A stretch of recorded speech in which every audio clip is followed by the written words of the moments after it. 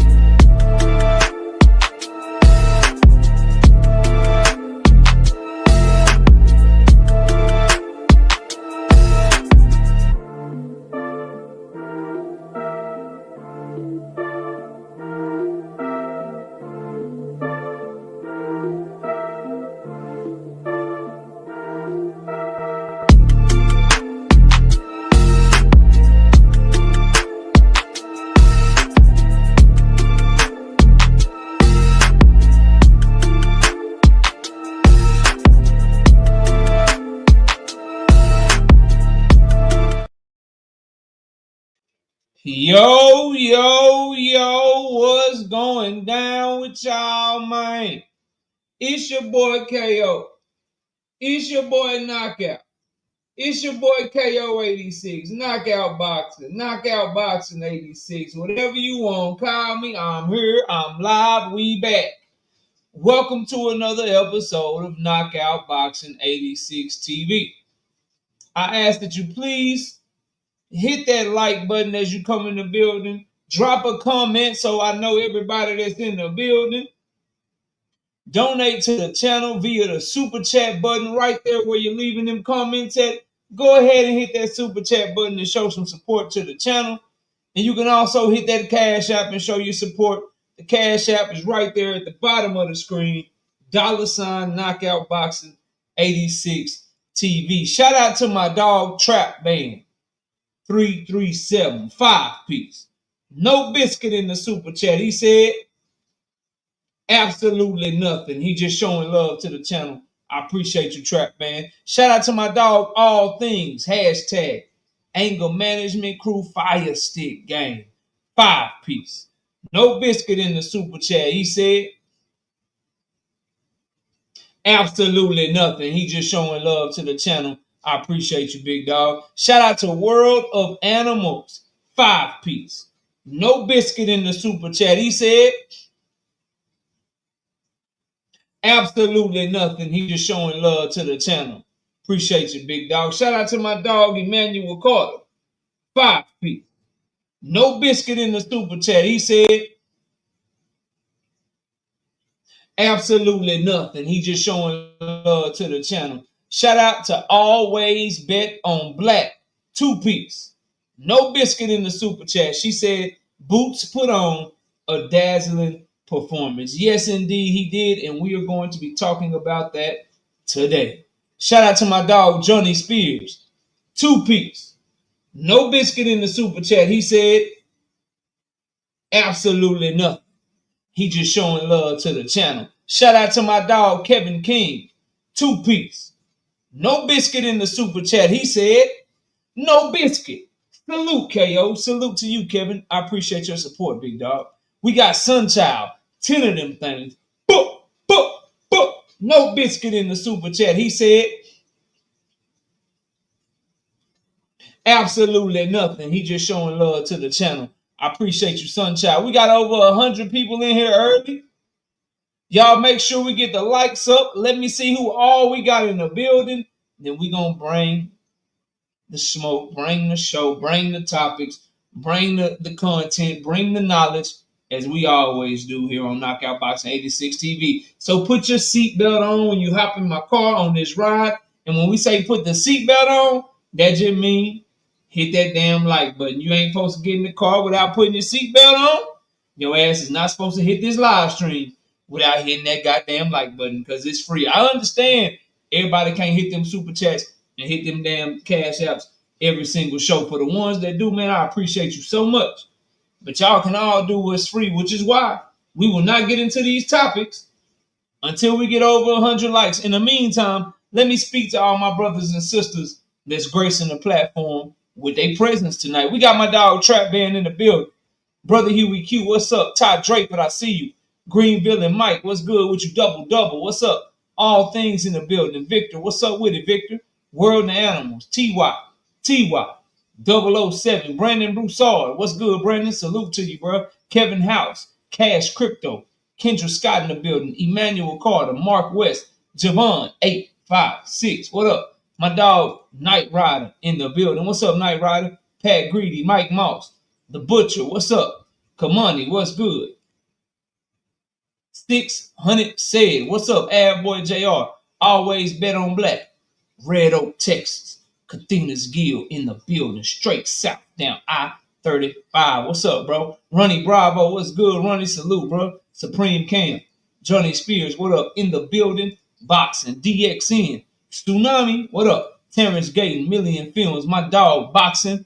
Barbecue, what's up, dog? James Marshall, Robert Pitts. Kevin King, Z, what up, Z? We got J-Man 96, my dog Hunter on the hunt. What's up, Hunter? Salute, big dog. We got Hardcore Casual, Fred Muir, Savage, Killer Queen in the building. Jay Ketchup. What's up, Jay Ketchup? Jay Petty, what up? Paid in full. What's good with you?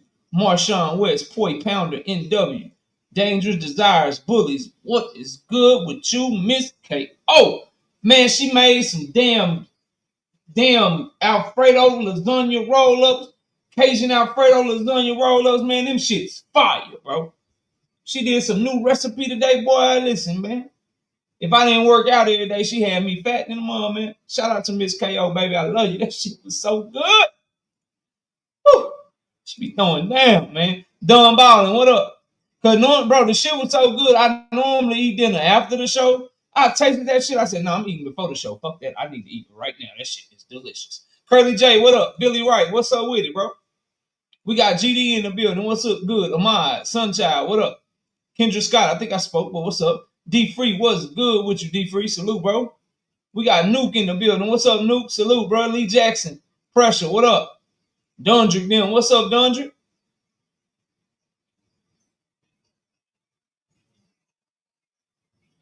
Fresh 313, what's up, bro? Salute to you. Texas DT20, what's good? DG Z6, what up?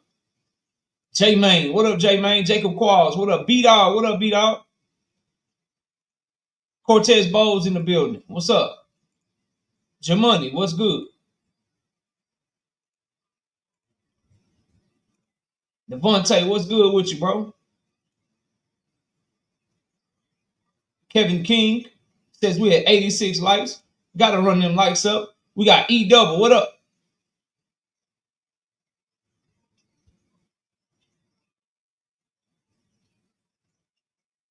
2 Cents Boxing in the building, what's up? The Butcher, 2-piece. No biscuit in the super chat. He said, Team Norman in the house. Okay. D. Willie Thomas, what's good with you? Brian King B. Falcone, what's happening with you? He say salute KO and chat. Salute to you. And y'all go subscribe to D Free. Y'all go subscribe to 2 Cents Boxing and all my other brothers and sisters that's in the building. They got their boxing channels or content or whatever that they make. Y'all go check them out. Let's get it cracking, man. Where we at on the likes, bro? Where we at on the likes, man?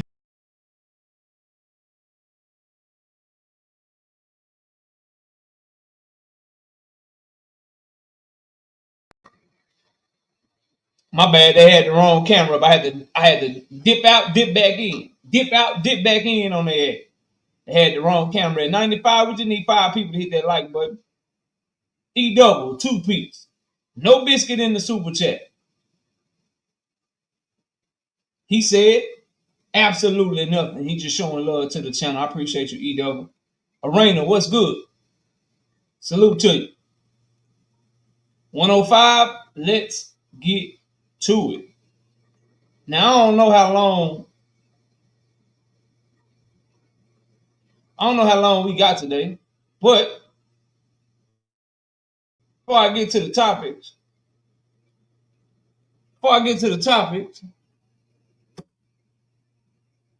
that link is only for the Butcher. Butcher say he won't smoke with OKO. There you go, Butcher. Get your ass up here on the main stage. That is only for the Butcher. There you go. There you go. We ain't got to waste no time, homeboy. Shout out to Hunter on the Hunt. 20 of them things. 20 piece. Boop, boop, boop. No biscuit in the super chat. He say, Brian Norman Sr. came straight out the gate, capping again. Can't make this shit up. Put the fight on. Going for Barrios because they know he's the lesser evil. Boots liable to end Norman tour short. Oh, yeah. Oh, yeah. And they know it, too. That's why they ducking. Shout out to my dog Hunter on the Hunt with 20 of them things, though. There you go, the Butcher. That's for you, bro.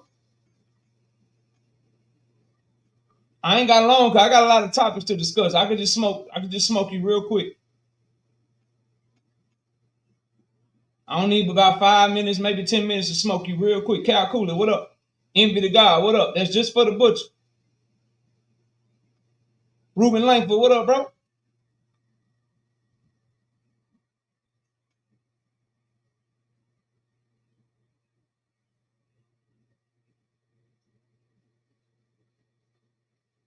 Can I get one of the brothers and sisters to hit that link? Make sure that link works.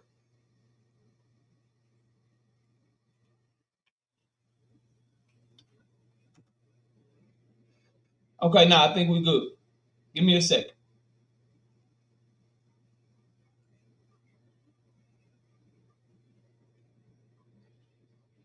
All right, Butcher, what's up?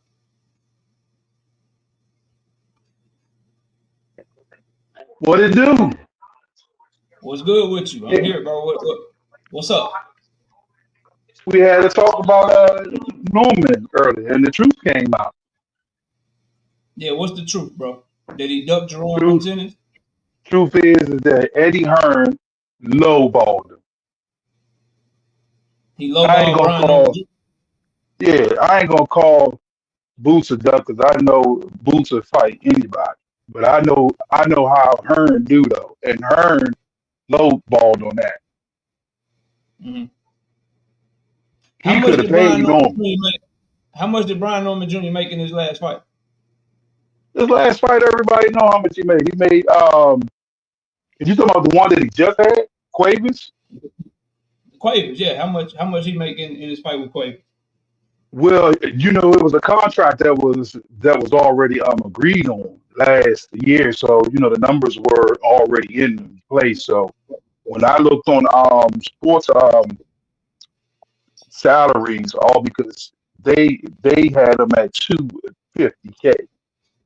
Mm-hmm. But so is that the number you going with? Or would you like to use the higher number? Stanionis made way less in his last fight, though. I'm not worried about Stanionis. We're talking about Boots and Brian Norman. What I asked you was, how much did Brian Norman get for his last fight? I saw $250K off sports salaries. I don't know if it was true or not. What did you read? $250K. $250,000. In the fight before that, he made $150,000. Basically. So Jaron Boots Ennis offered him $1.7 million. If you take his last two fights combined, and you multiply them times 5, Jaron Boots Ennis was still offering him more money in his one fight with him. On top of that, he was offering him the chance to be a main event. He was on the undercard in his last fight. He was offering him the chance to unify. He was a voluntary defense against Cuevas. So I give you a chance to unify. I put you on the main event, and I offer you far more than your last 2 fights combined. Explain to the people how that's a low ball offer, please. Number one, it's a low ball offer because you offered me 1.7 because you want my belt and you want me to come to Philly, which is your hometown. You want me to come up under the Matchroom, which is under Eddie Hearn judges, everything that he's going to pick. So you're just saying, hey, look, give you my belt, and after everything's paid for, all I'm gonna see is 750K. After you decide to just stop the negotiation with me, we weren't even finished the negotiations. You just stop, and then Stanionis made way less money, and you come out and say, "Well, I paid him more, and I fought him in Atlantic City." So that means you had the money all the time to pay more. A couple of things, Butcher. A couple of things. Number one, Stanionis ain't got nothing to do with Brian Norman Jr. Number two, all the stuff you said about you want my belt, you paying for my belt, you want me to come here, you want me to come there. That has nothing to do with money. The fact of the matter is, just based on facts, Brian Norman Jr. didn't mind taking $150,000 to go to Giovanni Santillan's hometown of San Diego, California. But when it's boot tennis, you need when it was for the WBO interim, and he was the clear B side, and Top Rank was feeding him to Giovanni Santillan, who had just knocked out Alexis Rocha. That's why I was telling you, bro, you might this really a conversation you might not want to do. So you'll go, your scary ass, you'll go take $150,000 to go to somebody's hometown as long as you feel like you think you might can whoop their ass. But when you feel like it might be a problem, now you want to price yourself out. And as you just said, you buying my belt. I thought he was just paying Brian Norman Jr. to fight, and Brian Norman Jr. was going to beat his ass. Now he was paying for Brian Norman Jr.'s belt. Does Brian Norman Jr. not want to be unified? Does Brian Norman Jr. not have a legacy? Is he not a champion that's expected to defend against mandatories and unify? Is that not the expectation of him? How can we look at a fighter turn down 10 times their highest payday and not call that fighter a duck while we watch them take on a lesser opponent for far less money on the undercard of Michaela Mayer and Sandy Ryan? Just so we're straight, he turned down unification, main event, and more money than his last multiple fights combined in order to fight on the undercard of a woman's fight for far less money. And that's a low ball.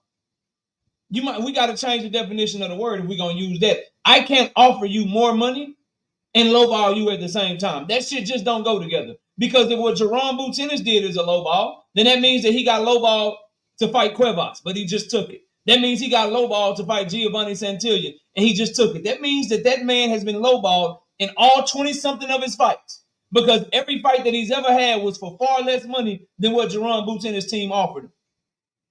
How do I lowball you by offering you more money, bro? That shit don't go together, fam. I'm sorry, dog. That you can't make sense of that shit. That if you go look up the definition of lowball, that means you're sending somebody money that is less than their worth. If I'm overpaying you, I'm not lowballing you at the same time. It's just that simple, bro. I hope that makes sense.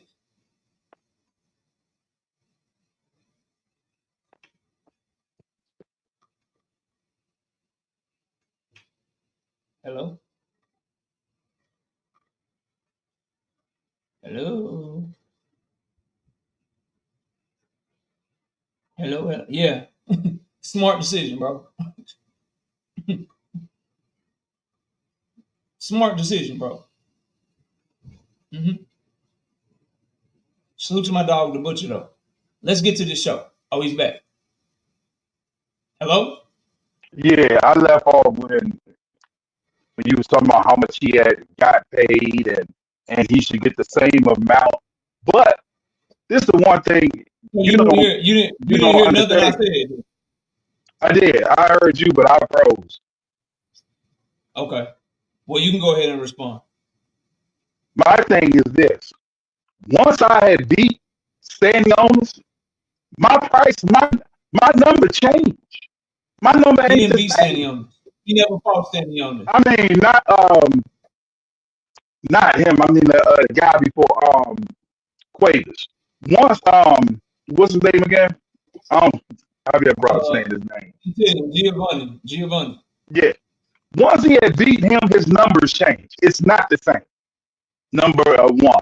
So did his numbers change? How much money I'm gonna get? Yeah. Numbers change. How much I'm gonna make on my next fight is gonna be higher. But for Cuevas, he'll take his minimum though.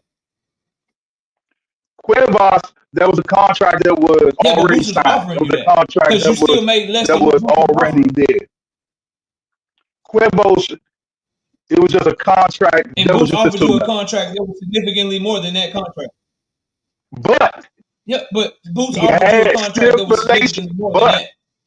But you leaving out the Boots stipulations, though. That's the one thing you keep leaving out. You keep leaving out those stipulations. What's the stipulation? You wanted him to come to Philly.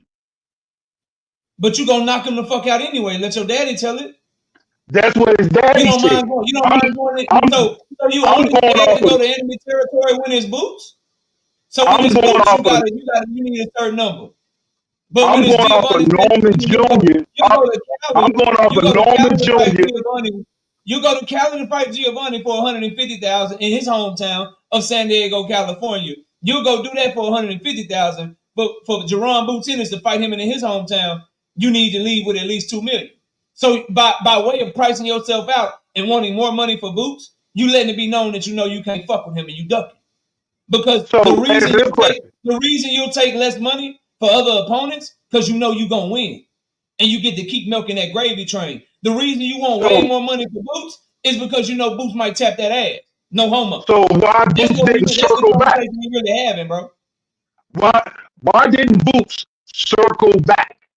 Once Boots knew how much he was going to pay Stanionis, why didn't he say, well, look, I can offer this money to Norman? Brian Norman Jr. already Brian Norman Jr. has had the Cuevas fight since then. He did have the Cuevas fight. Boots ain't had time to circle back. Because as soon as Brian Norman Jr. got out the ring, his daddy started talking about going to Tokyo to grab some sushi and some sake and shit. He could have got step aside, KO. He could have got step aside, KO. And you're making excuses.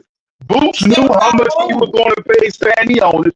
Boots knew that he was going to pay Stanionis 1.8 for him to fight in AC. They only offered Norman 1.4 for AC. What does Stanionis 1.8? What does Stanionis have to do with Brian Norman, bro? Why you counting that in your pocket? They ain't got to do Norman Jr. Why you worried about the Boots man? Nigga, he offer you 10 times more than you ever made. Circle back. Boots could have circled back. What does Stanionis have to do with Boots Ennis and Brian Norman, bro? Why didn't Boots circle back and say, look, we're going to offer Norman at 1.8 million? Because Brian Norman Jr. already had the Cuevas fight. He turned down Boots and they said we're fighting Cuevas in March when my son heals up. He hasn't had a fight yet. Boots scheduled a fight with Stanionis 2 weeks after Brian Norman Jr. And by the time Brian Norman Jr. got out the ring, his daddy was doing press tours the very next week, talking about how they gonna go to Tokyo and Japan before Boots can even have a chance to spin the block on him. Because Boots hadn't even fought Stanionis yet. And before Boots ain't trying to spin the block at all. When you were talking about going to Tokyo, bro. Miss me with that shit, fam. They talking about Boots did not try to spin the block. He didn't offer them the 1.8 million at all for Atlantic City. He didn't offer them that money at all. Who cares, bro? They ain't got nothing. Stanionis didn't make no money. Brian Norman Jr., bro. He wanted to shine fit. The Stanionis offer was after that for April. They were trying to make a fight in November because they already had the Philadelphia venue booked, bro. This he knew he had the 1.8 KO. He could have circled back and gave them the 1.8 million for Atlantic City. Promoters get new budgets every year. It's a new year, my nigga. And they may just value Stanionis higher than they value Brian Norman Jr. They may just be willing to give him I don't know to answer that question. Maybe Stanionis is a better negotiator because he has PBC backing him than what Brian Norman Jr. had back Why in in the them. post We fight did don't they know. lie then? Why they lie in the post fight and say that they offered Norman $2 million? Why they lie in the post fight and say they offered him I $2 believe million? I believe Boots Ennis misspoke. I believe he misspoke when he said that. The knowledgeable number, the public He's number that lying everyone because else he was don't want to using fight was Norman. 1.7 million.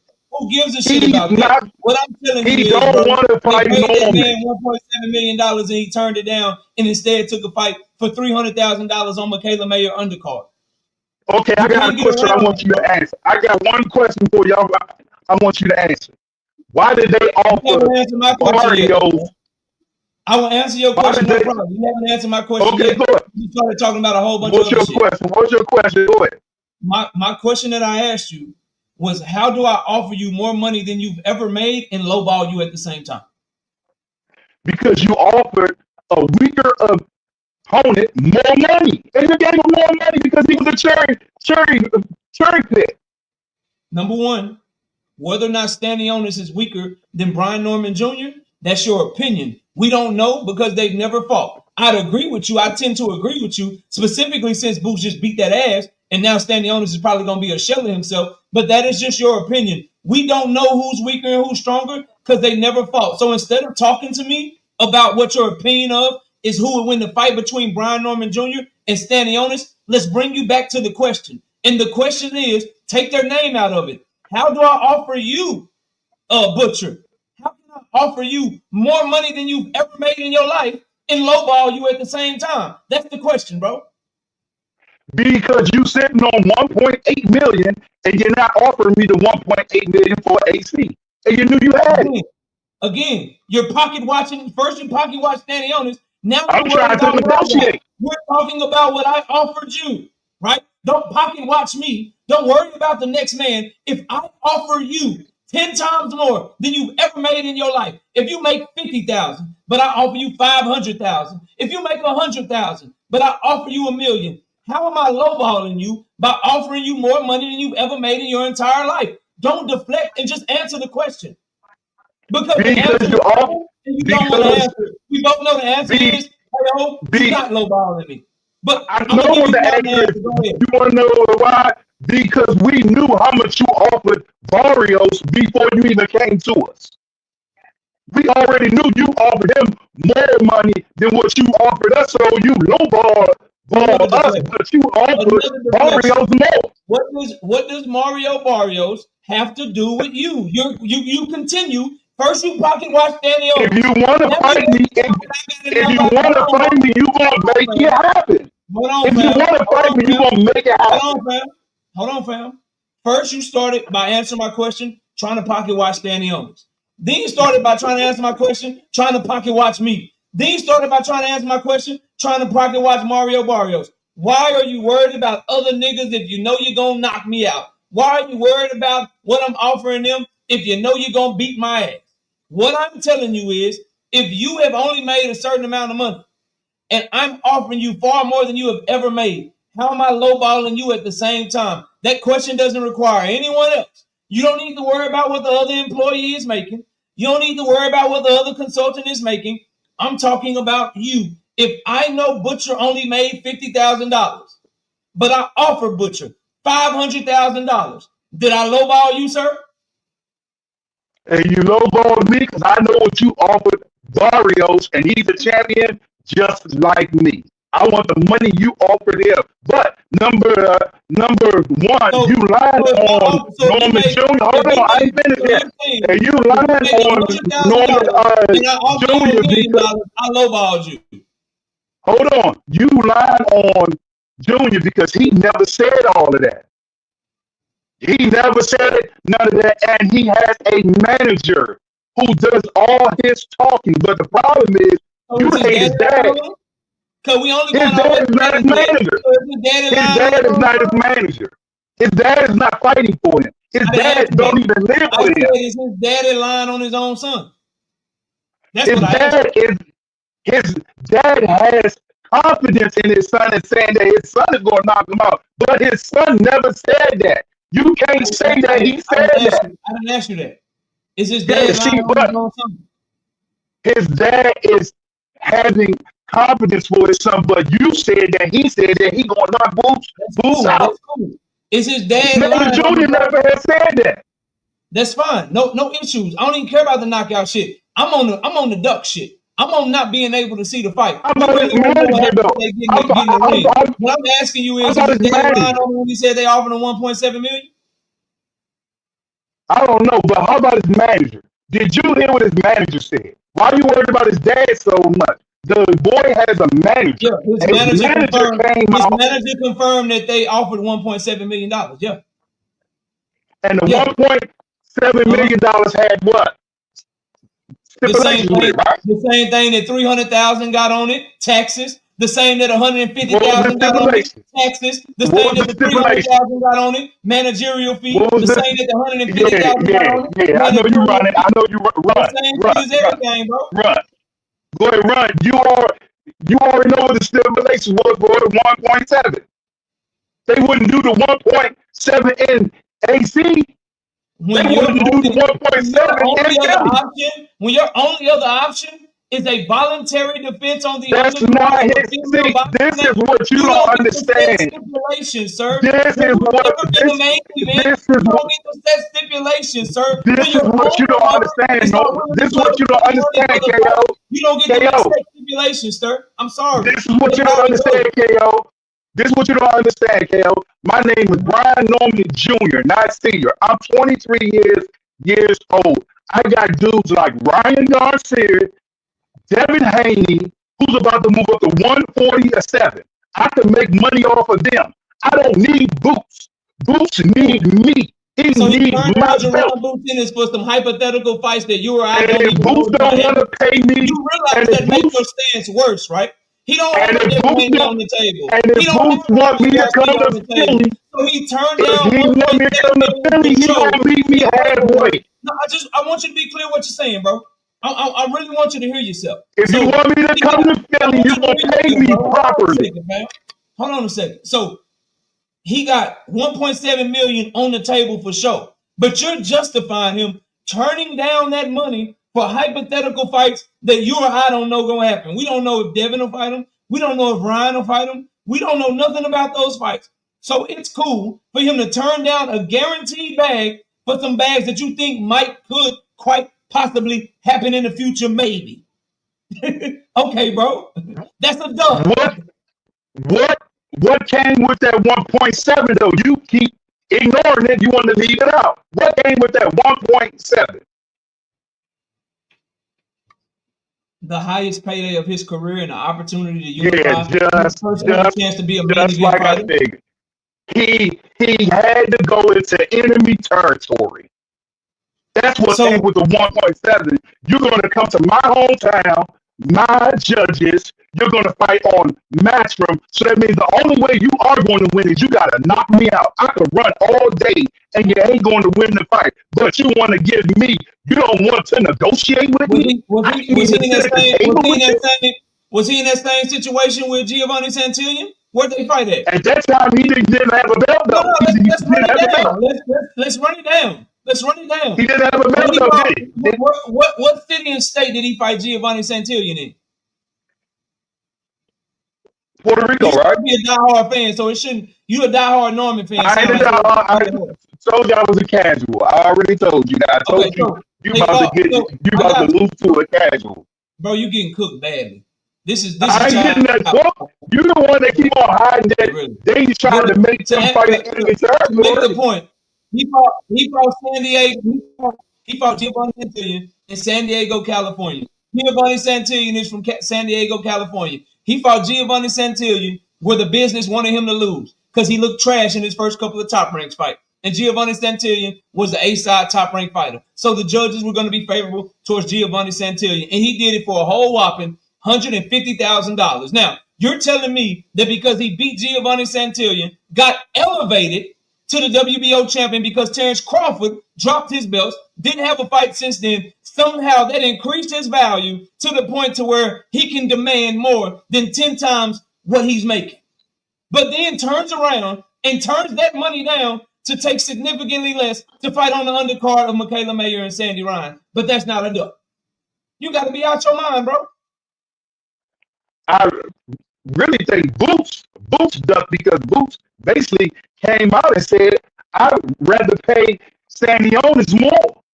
You came out and said that you paid this white boy who was a cherry pick more money when you could have circled the block and said, look, I want to fight Norman. And you knew it was in the stipulations to fight Norman. He didn't say that. The only thing Jaron said was I had to take money out of my pocket to make this fight happen. You tripping. He didn't say that. You want to know why? He said I had to take money out of my pocket to make this fight happen. Because they negotiated. But instead with Norman Jr., you got the negotiation off. Because by the time he got to Stanionis, Butcher, he had already offered Stanionis before. He had already offered Barrios. He had already offered Brian Norman Jr. He was coming off of the Virgil Ortiz shit. So Stanionis called him at a desperate time. He was probably more desperate with Stanionis after Brian Norman Jr. fucking ducked him. So he's thinking in his mind, I done already offered a nigga 10 times more than what he made. That shit wasn't enough to get him in the ring. So maybe he did give Stanionis more money. But what he gave Stanionis ain't got shit to do with Brian Norman Jr. What he gave Stanionis ain't got shit to do with the decisions of Brian Norman Jr. Unless you believe in pocket watching another nigga money, hoping that you get the same and jealous that you didn't get the same, even though you're getting paid more than what you better watching boxing. Don't even try that. They always pocket watching boxing. You know they do. That's what they do. They watch the pay-per-view. For some reason, it seems to be a problem with Brian Norman Jr. I got a question for you. Why did Hearns and them stop the negotiations? What do you mean they stopped the negotiations? They offered him 3 offers. And they sent a counter offer. And they sent them 3 counter offers. They could have met in the middle. If I send you an offer and say it's my last offer and you counter back anyway, nigga, we done. I'm the A side. How do we know he said this is my last offer? What that proof I'm to the that? A side, bro. What that proof? Proof that you adding that in. He never said this is my last offer. Whenever you negotiating, everybody send counters and then they meet in between. Hearns stopped the negotiations. He completely stopped. But you call it a duck like they said. I'm spending $1.7 million that only made $150,000 in his last fight. So you would have said, to show you I want the fight. I could have came back and said, well, give me 1.8 now. But you didn't give me a chance because you cut the negotiations off. You're not in position to tell me anything if you're not putting no money up. If your own promoter was in position. How gonna even let that nigga fight in Georgia? This nigga fighting across the fucking country on women's undercards and shit for way less money. But this cherry pick, though, he can negotiate with you, though. It is cherry pick, he can negotiate with you, though. It is cherry pick, he can say what he wants, though, right? Because of the cherry pick. Now, Brian Norman Jr. had that opportunity 2 times. They allowed Brian They stopped the negotiations. $150,000 making ass in his last fight. They negotiate all the way up from $750,000. You do realize that, if you stop in the middle of negotiations, how is that a jump if you stop in the middle of negotiations? If you stop in the middle of negotiations, all because you can't meet the deadline, because now the deadline has caught you. We don't know whether or not they stopped in the middle. Who said they stopped in the middle, bro? Who said they stopped in the middle? Norman Sr. and his manager, AC, both of them said that they stopped in the middle of negotiations because of the deadline. They didn't make the deadline. So how am I ducking if they stopped in the middle of negotiations if there's a deadline? You know you just they had a deadline for the current mandatory fight. It was a deadline for the current Mando. Yes, now you're talking. Yes, I was waiting on you to say that. Yes, sir. There was a deadline that the IBF gave them to negotiate, or hey, we're gonna make you fight Karen Boots. Boots knew the deadline in his team, and Brian Norman Jr. and his team knew the deadline. You have a certain point to negotiate before we order this fight and make it go to purse bid, sir. So they knew the deadline and they kept negotiating anyway, trying to get And more her, and more anyway. and the last person who did not respond back, which came from his manager AC, the last person who did not respond back was Hearns. And they still had a couple of days left. And this came from his manager AC. And the person that turned down 10 times their highest payday and instead decided to take $300,000. The person that turned down a unification instead of deciding and took a voluntary instead. The person who turned down their only opportunity to be a main event fighter and fought on the undercard instead was Brian Norman Jr. So you can take your point of, they now I can't negotiate. So they do, I can't negotiate with you. I just gave you, and we'll see who has the stronger argument. I can't negotiate with you now. I can't negotiate. I just got to take what you say. Take. I can't negotiate. He didn't negotiate with Santillan or Cuevas. Top Rank told him what the fuck How do you know this? How do you know this? Okay, where can I go? Where can I go to see Brian? And you got proof to show that he didn't negotiate with him, and he didn't have a title then. Where can I go to find Brian Norman Sr. talking about Derek? And you know this casual hanging in there with you, bro. And you know this casual hanging in there with you. Oh, come on. You're not hanging at all. How can I duck if you in the negotiations? We're in the middle of negotiations. I'm still trying to fight you. And you call it a duck.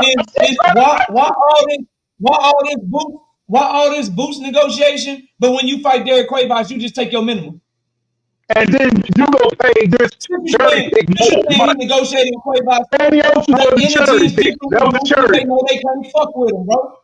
And you paid a cherry pick 1.8 million. Who does that? Who pays a cherry pick more money? Oh, it's because the cherry pick had a belt. It's because the cherry pick had a belt. That's the reason why you paid him more money. Who's the cherry pick? Who's the cherry pick? Owens was a cherry pick. He could have fought Norman and he could have circled back. He could have paid Norman the 1.8 a long time ago. Eddie Hearns had the money. That's Eddie Hearns. Eddie Hearns had the money. Eddie Hearns was lowballing them. Eddie Hearns was lowballing. That shit not gonna work. I'm gonna keep asking the question until you answer it, bro. The same standing owners that Brian Norman Jr. want to fight. Basically, he a cherry pick. He was a cherry pick. Okay, is Cuevas a cherry pick? That's a tune-up fight. Is Cuevas a cherry pick? That's a tune-up fight. Cuevas was a tune-up. That's a tune-up. How much money Cuevas getting paid? That's a cherry pick. How much money Cuevas getting paid for that fight? How much money he get paid? Cherry pick. Cherry picks get paid millions. Because I got a show to get to. Let me ask you this too. Brian Norman Jr. said he want to fight Mario Barrios. Is that a cherry pick? He said he want to fight all the champions. That's what he said after the fight. Be real. He called out Mario. He said Mario Barrios is babysitting that WBC belt. I want to fight Mario Barrios. Is he trying to? He said he want to fight everybody. He said he want to fight everybody. If Boots offer the right amount of money, he gonna give it a fight. Is Mario Barrios the cherry pick?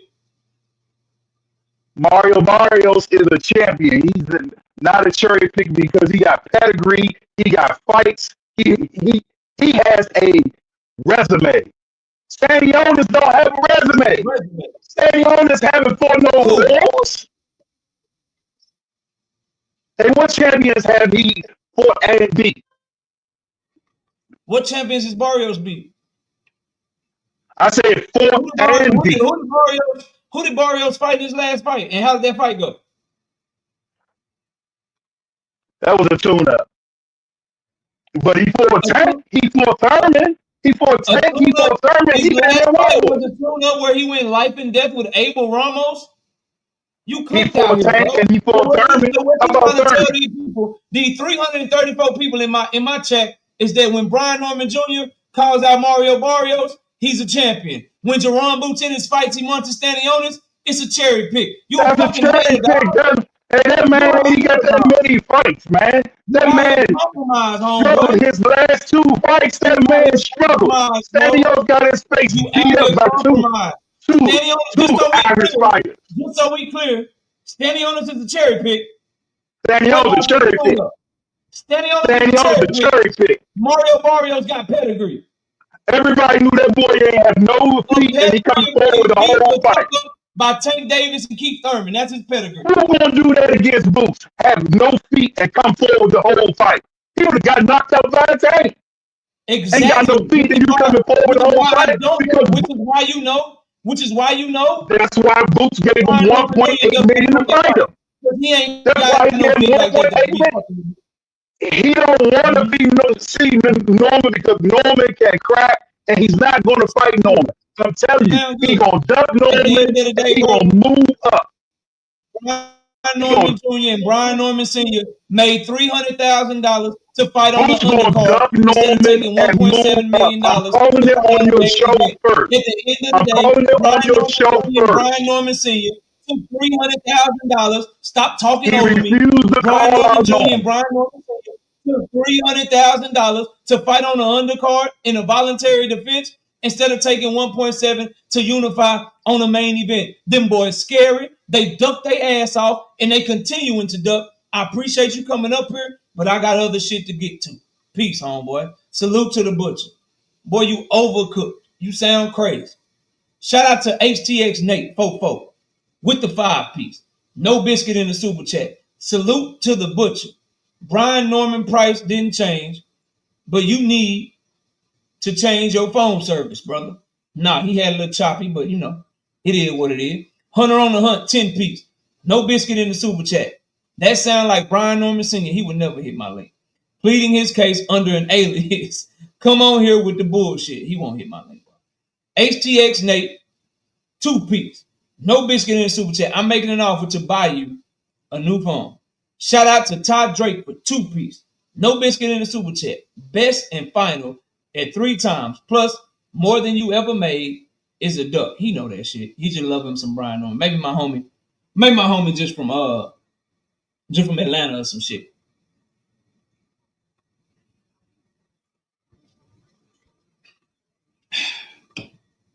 Damn, that water good. Maybe my homie just from Atlanta. So let's get to it. Y'all smash the like button. We got some great topics to talk about today. Let's get to it. So Hamza Shiraz is changing trainers and moving up to 168 pounds. Hamza Shiraz had a tough fight against Carlos Adames. I felt like he lost that fight to Carlos Adames. Carlos Adames, that's the fight that he was robbed to a lot of people that were watching that fight. And Hamza Shiraz has decided to change trainers. He's going to Andy Lee now, and he's going to be moving up to 168 pounds. So the 168-pound division gets another really good fighter, really good name. Diego Pacheco is in that division. Christian Mbile is in that division. We got a lot of good fighters in that 168-pound division, so I can't wait to see. But in case y'all didn't know, Andy Lee can train his ass off. He's training Joseph Parker right now, and he's responsible for the resurgence of Joseph Parker in the heavyweight division. TY 007 makes a great point. That's what it looked like. That's what it looks like, bro. Moving up to 168, get your feet wet. He's the Turkey Al-Sheikh ambassador or whatever. Moving up for a Canelo fight. That makes all the sense in the world. I can see that, TY 007. Good observation. Shout out to Big Dog Willie with the 2-piece in the super chat. Tank has a new trainer for the Roach fight. Nope. I've already reported on that. And that trainer that they were talking about, I already did an interview where he said he is not Tank's trainer. Tank was just there getting work. I reported it on Wednesday. Yeah. The night before he even said he wasn't Tank's trainer, I reached out to my source within Tank Davis's camp. I asked, he said, no, that is not Tank's trainer. He's just getting work. And then that trainer, Mustafa, confirmed my report on his interview the next day. And I just find it funny that that same source told me that Jake Paul shit is a lie, but I'm sure I'll get a Jake Paul two-piece super chat from you very soon. So my source was correct with that shit, but I'm guessing he's wrong about the Tank and Jake Paul shit because that'll fuck up all the narratives that people are pushing. But we're gonna move on past that. Another piece of news that I saw was Earl Spence Jr. supposed to be back at 147? 147 pounds? Earl, don't do that shit. Earl, do not do that shit. Joseph Jackson, I don't give a fuck, but at the end of the day, I understand why you're doing what you're doing, bro. I don't care what Jake Paul said. Tank's team said he is lying. Now, you can choose to believe me or you can choose to believe Jake Paul. The choice is yours. Believe Jake Paul. I've never lied to you, though. But I get it. I'm just a little YouTuber. Damn near 16,000 subscribers and shit. Still working my way up. Pretty soon, though, in a matter of weeks, my sources and my connections will be undeniable, and you'll have no choice but to pay attention when I talk. Don't worry. It's coming sooner than you think. Earl Spence back at 147 will be trash. I don't buy it. I saw somebody say it's fake news. I just don't believe Earl is that dumb. I don't believe Earl Spence would, after being out of the ring for 2 years, would come back to 147 pounds, bro. That would be the dumbest shit ever. He would get, bro, he would be, it'd be bad for him, bro. He got to move up to 154, maybe even 160, and try to bump it that way if he's gonna continue to fight. So I saw that shit, I heard that shit. I'm not buying that shit. I don't see Earl or Premier Boxing Champions and Al Heyman letting a decision like that be Earl's decision and going with the flow on it for one of their biggest earners and biggest cash cows. Because Earl will still pack out the house in Dallas, Texas. He's still valuable, bro. So you can't let one of your most valuable assets be running around this bitch doing some stupid shit like fighting at the same weight class after taking 2 years out the ring. That shit will be dumb. Shout out to Johnny Spears with the 2-piece. No biscuit in the super chat. He said absolutely nothing. Just showing love to the channel. Big Dog Willie, as I predicted, 2-piece, no biscuit in the super chat. Jake Paul and Tank is scheduled in December. No, they're not. You're lying. Patrol your ass off. Shelter Moore, what's up? Salute. Moving on from that. Team David Benavidez calls Canelo Alvarez a clown for fighting Crawford and William Skull, and I could not agree anymore. I couldn't agree anymore. Okay? First of all, if you was going to fight William Skull, why did you drop your belt, let him get it, and then try to be some fake-ass 2-time undisputed champion? Why didn't you just defend it against him when he was your mandatory? Easy fucking money grab to put some fake fucking legacy on a goddamn Canelo Alvarez fight. Right side, what's up? Luckily, y'all got the Georgia Bulldogs, bro. Because boxing in Georgia is down bad right now because Ron Boots Ennis got the Normans running for fucking cover, bro. Anyway, moving on. So there's the Skull side of it. And then, of course, the Terrence Crawford side of it is Drink My Water's not going to like this. Bella's not going to like this. But he's a cherry pick for Canelo. And we just all hoping it's a cherry pick going wrong. That's all. He's a cherry pick for Canelo. We just hoping that it's a cherry pick going wrong. You're fighting a 38-year-old coming up 3 weight classes in one fight, bro. That fights 1 time a year for the last 5 to 6 years. I can't remember the last time Terrence Crawford fought 2 times in a year. So you're fighting an inactive fighter that's coming up 3 weight classes, putting on an extra 21 pounds essentially to fight you in a weight class you feel comfortable in, where you get to get a tune-up in May and then go to him in September, and he ain't fought since August of last year. And before that, he hadn't fought since July the year before that. Before that, he hadn't fought since November the year before that. So I hope that Terrence Crawford is able to summon whatever in his prime he got left. And I don't even like Terrence Crawford. Niggas know I can't stand Crawford, bro. But I hope he can summon up whatever fucking prime, whatever fucking skills and talent that he got left in his body. And I hope he can summon that shit up and beat Canelo Alvarez's ass. Because this is some clown shit. He should be fighting David Benavidez. He should be fighting Dimitri Bivol. But he's not going to fight those fights. Instead, he's going to fight champion William Skull, and he's gonna cherry pick Bud Crawford and try to sell us on weight classes not mattering and shit. And Bud needing the money, wanting the money, no one's gonna turn down the Canelo payday. He's gonna try really hard, but he could just lose the fight before it even fucking happens, bro. He could lose the fight before it happens because of all the shit that he's doing to his body to make the fight happen. And the fight could be over with. We can know by the first round, like, nigga, that ain't Bud, bro. Fuck. That ain't Bud, nigga. What's going on? And then shit be over with. Listen to me. Not me. Listen to me, bro. How many pounds? 21 pounds. So 147 to 126. Hear me out, not me. 147 to 126 pounds. So featherweight to welterweight is a 21 pound jump. Rafael Espinoza is the WBO featherweight champion. If Rafael Espinoza, who beat Robeisy Ramirez 2 times, who for my money is the best featherweight that we have in boxing right now, if Rafael Espinoza moved up to 147 pounds and decided to fight Brian Norman Jr. or Jaron Boots Ennis or Brian Norman Jr. would be cherry picking that nigga. No matter how good you think he is, weight classes for a reason.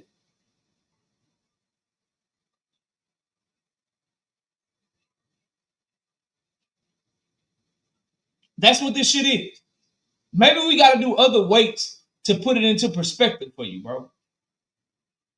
Not for you, not me, but for people like, if Cool Boy Steph moved up to fight Brian Norman Jr., that's a cherry pick, bro. That's a cherry pick, bro. No matter how good you think Cool Boy is, nigga, you featherweight. You featherweight. And you gonna move up 21 pounds to fight one of them? Nigga, you cherry pick. If Inoue moved up to fight Tank, that's a cherry pick. Yes, bro. I hate the Tank and Inoue fight.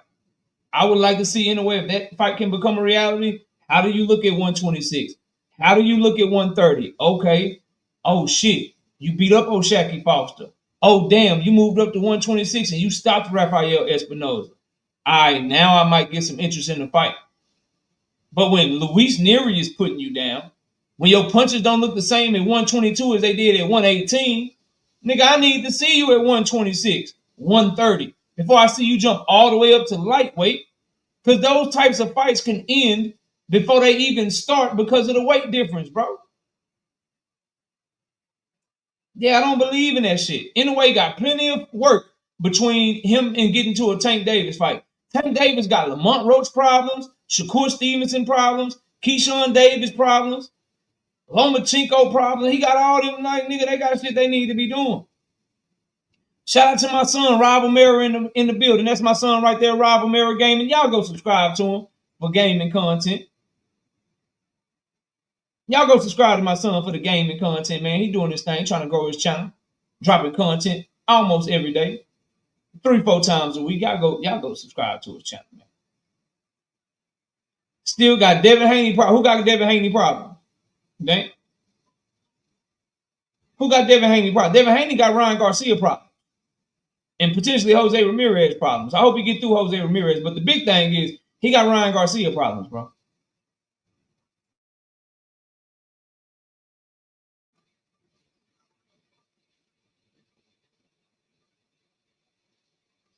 Yeah, he got Ryan Garcia problems already, bro. Anyway, moving on. I think, and when I say Team David Benavidez, this is Jose Benavidez Sr. saying this shit, y'all. Calling Canelo a clown, saying for fighting Crawford, fighting Skull and shit. That's who's saying this shit. What's up, Zoomverse? Yeah, he doing the gaming content, man. So we gotta agree with Benavidez on this one, bro. And we just gotta all hope that this shit go all the way wrong when Crawford get in there and do that boy bad. Shout out to Big Dog Willie with the 2-piece. Say, anyway, KO's Tank within 3 rounds. Devin Haney KO Tank 2. You love talking about Tank, but let's talk about Shakur. That's the next topic. Let's talk about your boy, man. Y'all smash the like button. Where we at on the likes? You love talking about Tank. Let's talk about Shakur though.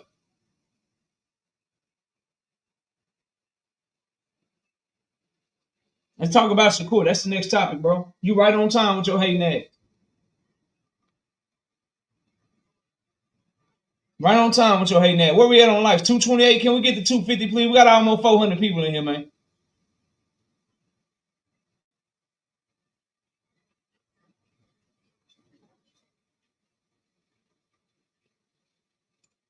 Just haters, boxing and barbecue. Bunch of haters. Bunch of fucking haters, man, and fanboys and shit. Can't keep it real to save their life. Let's talk about your favorite fighter, though. Yeah, 234. Let's get 16 more people to hit the like button, please. And also donate to the channel. Hit the cash app. Hit the super chat. Show your support, man. We rocking. Show your support. We rocking out.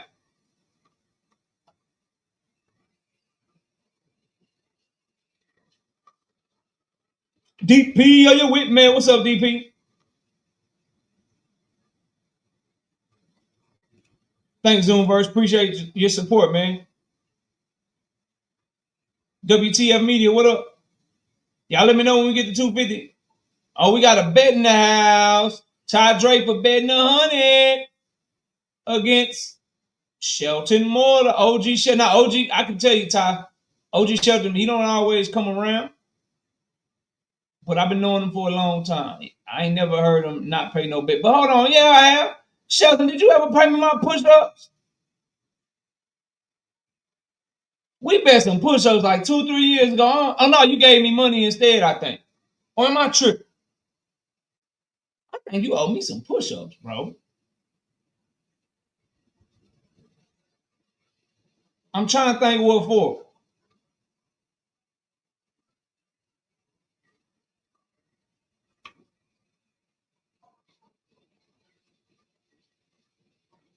Yeah, okay, bet. Yeah, he did give me money. He gave me money instead. Okay, yeah, we good. But yeah, so long story short, he paid his bets. Y'all straight. Shout out to my dog Z. Z with the 5-piece. No biscuit in the super chat says absolutely nothing. Just showing love to the channel. I appreciate it. Right side, do you remember the bet?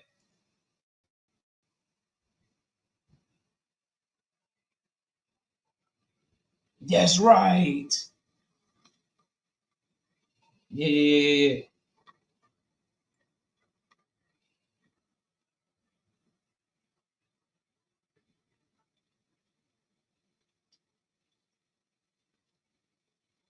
It was for Zerto versus who's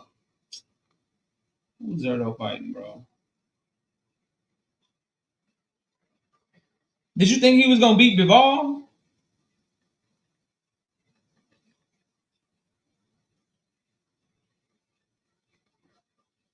Yeah, you thought he was gonna beat Bivol. That's right. Yeah. Bet. Okay, yeah, I remember now. Yeah, I remember.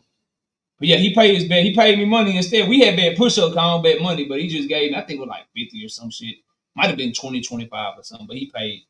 He definitely paid. Ty, you good with OG Shelton. Now let's get to Shakur, man. So I be getting mad when people be using my shit, man. Like hindsight 2020 shit. Don't forget, KO, you got 500 push-ups for the Bud Canelo fight happening. I bet that it wouldn't happen. Okay, yeah, I can pay that. You know, we do that. We do that easy. We knock them things out easy, bro. I got you. If they fight, it's looking shaky though. It's looking shaky though. You better hope Turkey don't pull the plug. He already pulled the plug on Shakur. That's why Bud ain't saying shit. He ain't coming to Shakur defense. He ain't coming to Shakur defense. He ain't coming to help Shakur. He ain't coming to none of that shit, boy. He ain't come. Nah, I gotta take a break. I gotta take a break in between like every 50 or so. Like a 30-second break between every 50, and I should be good. Maybe 45-second break. Then when I get to the end, I might need a minute break. But we'll knock them out, bro. Shout out to my dog Ill Will 85 with the 10 piece in the super chat. My dog say Canelo and Bud is 300 million person in Vegas. That fight never gets announced.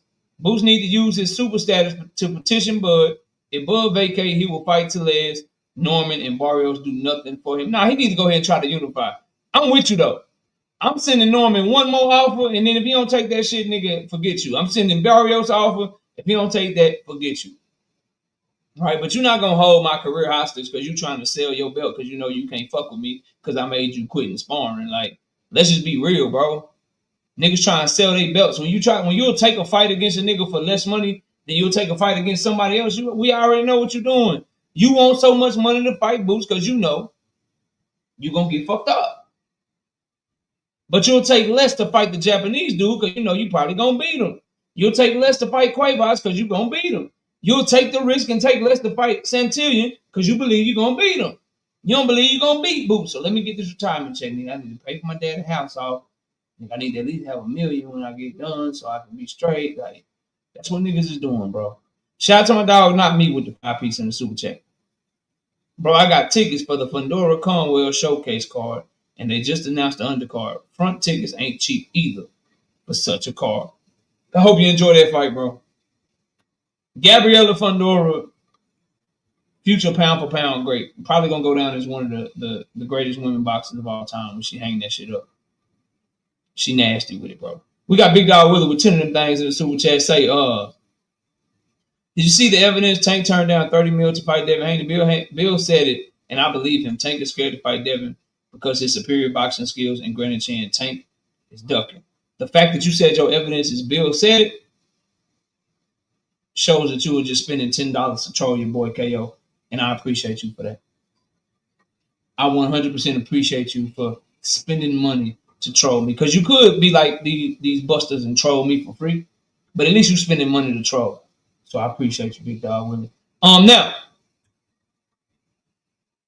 Paulie Malignaggi came out and said Shakur might have to take less to take the Zepeda fight to make the fight happen. He gonna have to take less. He's so talented. People are avoiding him, and so he might have to take less money. And I'm listening to Paulie Malignaggi a couple things. I'm like, nah, you think? Welcome to the club, nigga. Like, welcome to the club that I've been telling y'all for over a year now. That he gonna have to do the Devin Haney, do the Devin Haney, and take less money to fight William Zepeda, bro. I've been told y'all that. And it makes me mad that people are finally coming around to the goddamn dark side and admitting that I was right, and then niggas still won't give me my apology, bro. Niggas still mad at me after I've been proven right. I can't get no apology. AKO, I was wrong. This nigga is going to have to take less money. He is going to have to negotiate with Oscar De La Hoya. He is going to have to be doing business with Golden Boy in order to get this fight. You niggas kept telling me, oh, he the champion. He ain't got to do this. Oh, he the champion. I told y'all, don't nobody give a fuck about them belts when it comes to leveraging business, bro. At the end of the day, what people care about is how much money you can bring to the table. And the ship has sailed. Shakur Stevenson has been demanding high purses for so long since he got a name and not getting any return on their investment. Top Rank did not get a return on their investment. Matchroom does not believe they can get a return on their investment. That's why Eddie ain't put up no money for a Shakur Stevenson fight. Saudi Arabia don't feel like they can get a return on their investment. That's why they said, never mind, we'll just offer you less money. We'll throw you on the Devin Haney and Ryan Garcia card, nigga. And now fast forward, the nigga is in threat of going to purse bid. This fight got ordered 8 days ago now. This fight was ordered on a Monday. It is now Monday. So 7 days has gone by, and we still waiting on them to get this fight done. What is so hard? Zepeda ain't the one haggling over money. So it's not from his side. It's because Eddie Hearn and Oscar De La Hoya and others involved know that if they give Shakur Stevenson the type of money he wants and they have to put on the event, they're guaranteed to lose money. The nigga just did $1 million in pay-per-view money. How do I know what, Jalen? Be more specific and I'll tell you how I know. Or I'll at least tell you how I think I know, bro. How do I know what?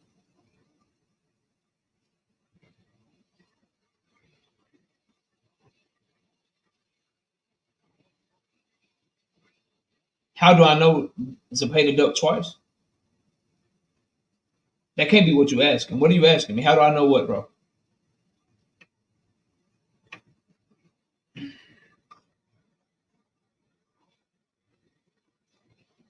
I agree, Jermaine. It's a good point.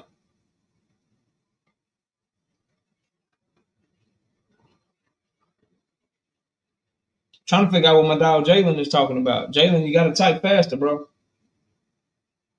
Nobody wishing on nobody downfall. Nigga, stop saying that because I'm telling the truth, bro.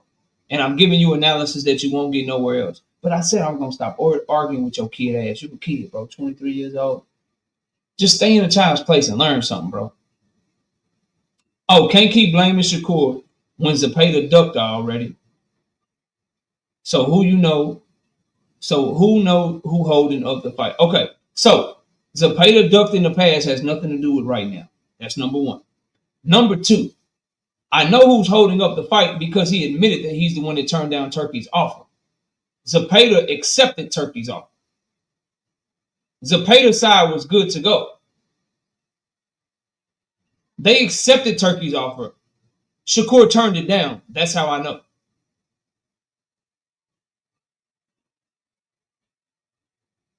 That's how I know. And Shakur was tweeting out like a motherfucker. They talking about he know how bad Zepeda wants to fight. And he knows Zepeda wants to fight him. And Zepeda's a great fighter. So don't listen to me. Don't take my word for it. Take Shakur Stevenson's word for it. I don't know. Ask him that. Trust Shakur. That's all I'm saying. Trust Shakur. That's all I can tell you. Now, with that being said, now that they know they have a purse bid hanging over their head, Shakur is going to end up having to take less money to get this fight to the finish line. And everyone involved on Zepeda's side know that. They are trying to stick it to Shakur Stevenson. Because Zepeda knows he's the opponent in every scenario, right? So he's not over here asking for money. Oscar De La Hoya is not asking for a bunch of money for him. That's their leverage. Because if it go to purse bid, it don't really hurt them. Oscar De La Hoya ain't got to pay Zepeda much money anyway. And now that you didn't take Turkey offer, y'all got to be realistic with this shit. The Jaron boots Ennis. Listen, hear me out, bro. Jaron boots Ennis and Karen. Matchroom lost their purse bid, and the winning purse bid was like $2 million. Do you think Matchroom is going to bid more than that for Shakur and Zepeda? They lost a purse bid to a no-name German promoter and had to negotiate the shit to get it back in motherfucking America. Do you really believe in your heart of hearts that they going to put more than that on Shakur Stevenson when they signed Shakur Stevenson with no intent of investing in him at all? The reason Eddie has to go back to the zone, because part of him signing Shakur to his deal was he was just going to throw him over there on motherfucking Saudi Arabia card and not have to put no money up for him.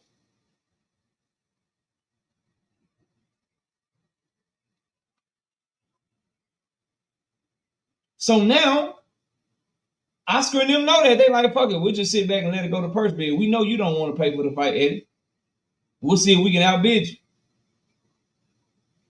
He gonna have to be willing to take less. He gonna have to tell Eddie Hearn, look, bro, I'll take whatever for this fight. Just make sure you get the fight. Just offer what it takes, do what it takes to make sure I get this fucking fight, bro.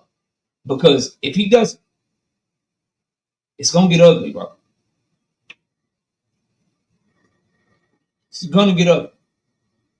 Now, another thing I wanted to ask y'all about, right?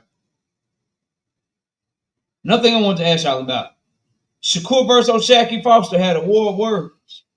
Shakur and O'Shaquie Foster going at it. Raymond Ford going at it. The first thing I don't like is why Ray Ford and like why Shakur, man, bro. I don't be wanting to sound like I'm hating on the nigga, but why that nigga why him and his homeboys always trying to jump one nigga, bro? Like why Ray Ford and Shakur teaming up on Shaquie Foster? Why Shakur and Keyshawn Davis won't be the tag team champions of the world? Like, this is the questions I be having, bro, when I be listening to, watching these interactions and shit. Jonathan Jackson, what's up? But they had a war of words, Shaquille Foster called Shakur out. And Shakur said, you gotta wait, I'm going Zepeda, then I'm doing the tank fight. But you got people like, oh, that's a good fight, Shakur or Shaquille Foster. Do y'all think it's a good fight? Who thinks Shakur Stevenson versus Shaquille Foster is a good fight? I do. I think Shakur versus Shaquille Foster is a good fight. Who agrees with me?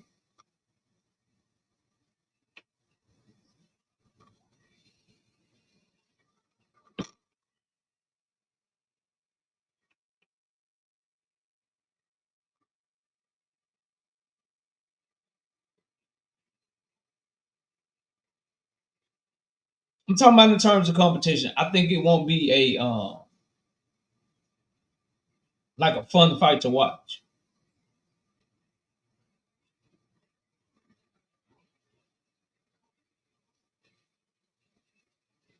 I ain't never heard nobody say that. But we used to tear E and J up. We used to tear E and J up when we was broke college kids, bro. We used to tear some E and J up with some coke when we were college kids. That's a crazy name.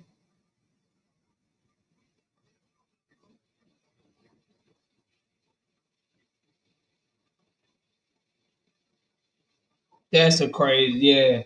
Yeah, Texas 16 South. If you know, you know. If you know, you know. What's the breaking news, bro?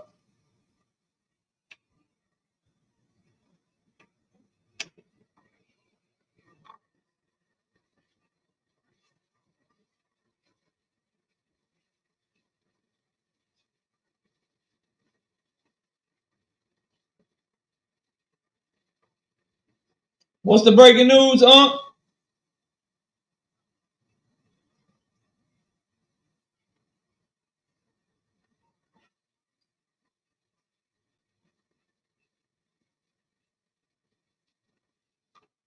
Rodzilla, what's up, bro? We got my dog, 843 Outdoors with the 5-piece in the super chat. I think I missed you, dog. He say, absolutely nothing, just showing love to the channel. Shout out my dog, Big Dog Willie with the 2-piece in the super chat. Devin Haney recorded on me anyway. Wash his tank. Okay. All right. Shout out to Carol Black with the 5-piece. No biscuit in super chat. Oshaki, a big ass super featherweight too. He'll probably be even better in lightweight. Shout out to Trey W234 5-piece. No biscuit in super chat. He said, I think Shakur be capping about his hands being messed up with how much this could be tweeting. Damn. Damn.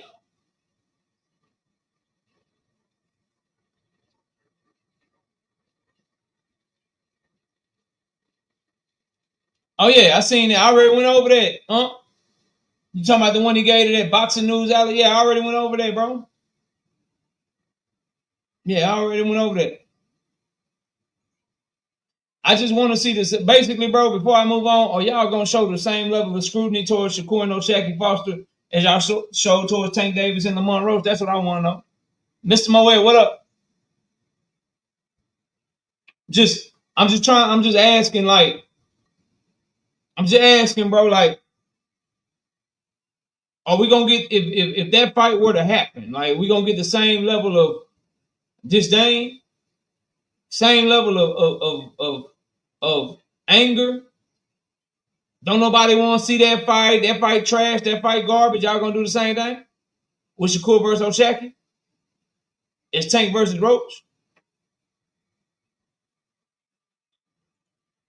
Again, bro, we ignoring children. You like my son pulling on my leg when he was a little boy while I'm having a conversation with grown men. Like that's all you are right now, bro. You pulling on my leg while I'm trying to talk to grown people, bro. Stop doing that. Stop pulling on my leg while I'm having a grown folk conversation, bro. So me, myself, personally, as a backup opponent, I wouldn't be mad at the old Shaggy Foster fight. But I want Shakur to get that Zepeda to work, bro. I want Shakur to get that Zepeda to work, dog. But I did see they going back and forth. I ain't really fucking with it. You know what I mean? My last thing. Well, I got 3 more things I want to get to, right? I want to talk to y'all about, and I mentioned it late in my morning show with KQKC yesterday, but I want to know how y'all feel about the way that Eddie Hearn promotes Boots Ennis compared to the way that he promotes Shakur Stevens.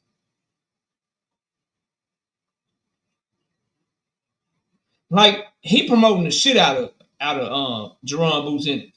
He's sending offers out for Jaron Boots Ennis. That nigga ain't sending not nan offer for Shakur Stevens.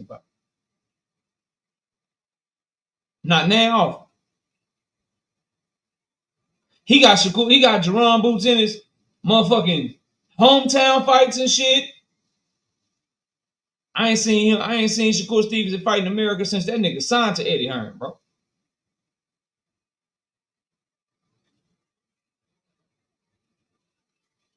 I haven't seen Shakur Stevenson in America since that nigga signed to Eddie Hearn, bro.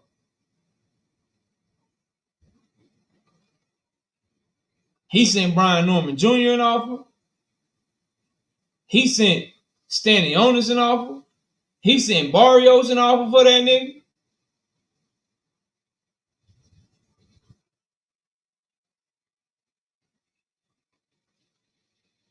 How many offers he sent for Shakur Stevenson? Blunt Sports. How many offers has Eddie Hearn made for Shakur Stevenson?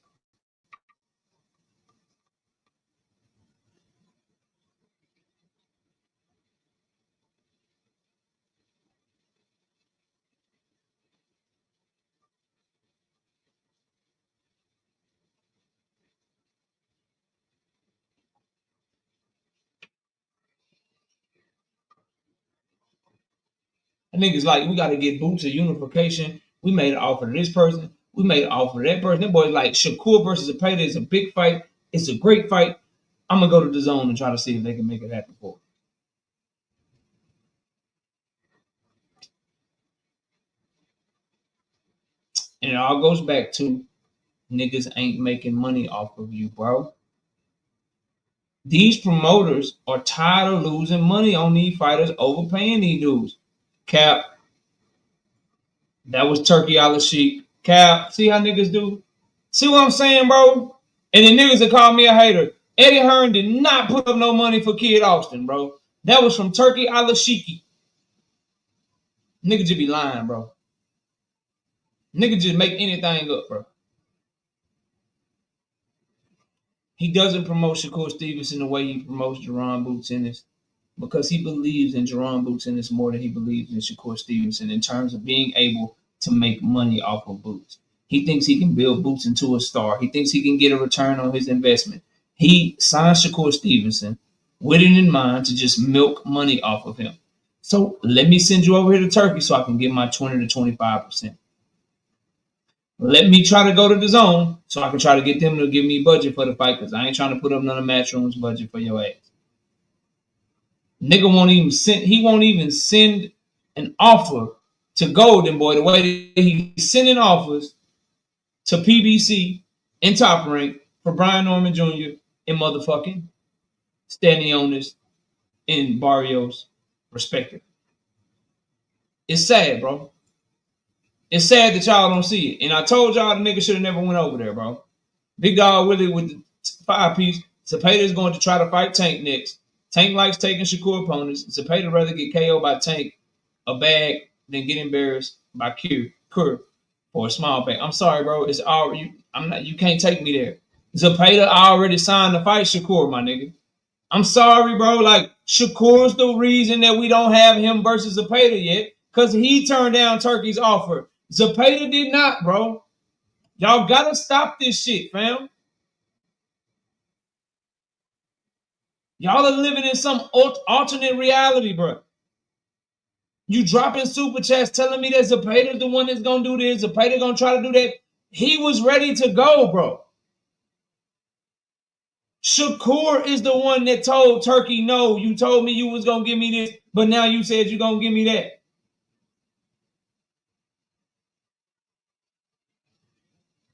No, bro, you don't get to do that. 817, what's good, homie? You don't get to do that no more, bro.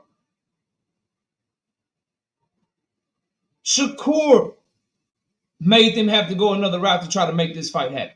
Not Zepeda, fam. You niggas want to live in 2023.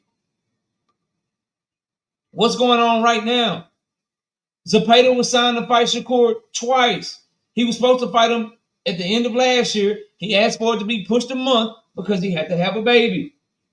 Sorry that some of you niggas don't care about being there for the birth of your children, but apparently he did. Then they were supposed to fight in February. He got his hand hurt. Then they were going to agree to fight in May, but Shakur turned it down.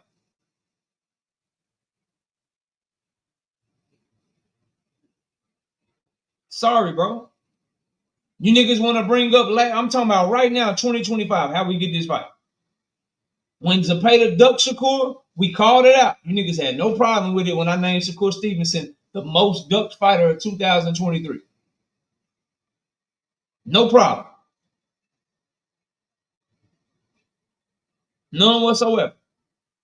But now that it's looking like, yo, this nigga caring about the money, this nigga turning down offers, they going this route and going that route, what the fuck is going on? Now you niggas don't want to talk about it no more. Now you don't want to talk about it no more. Sorry, bro. That man is being promoted totally differently because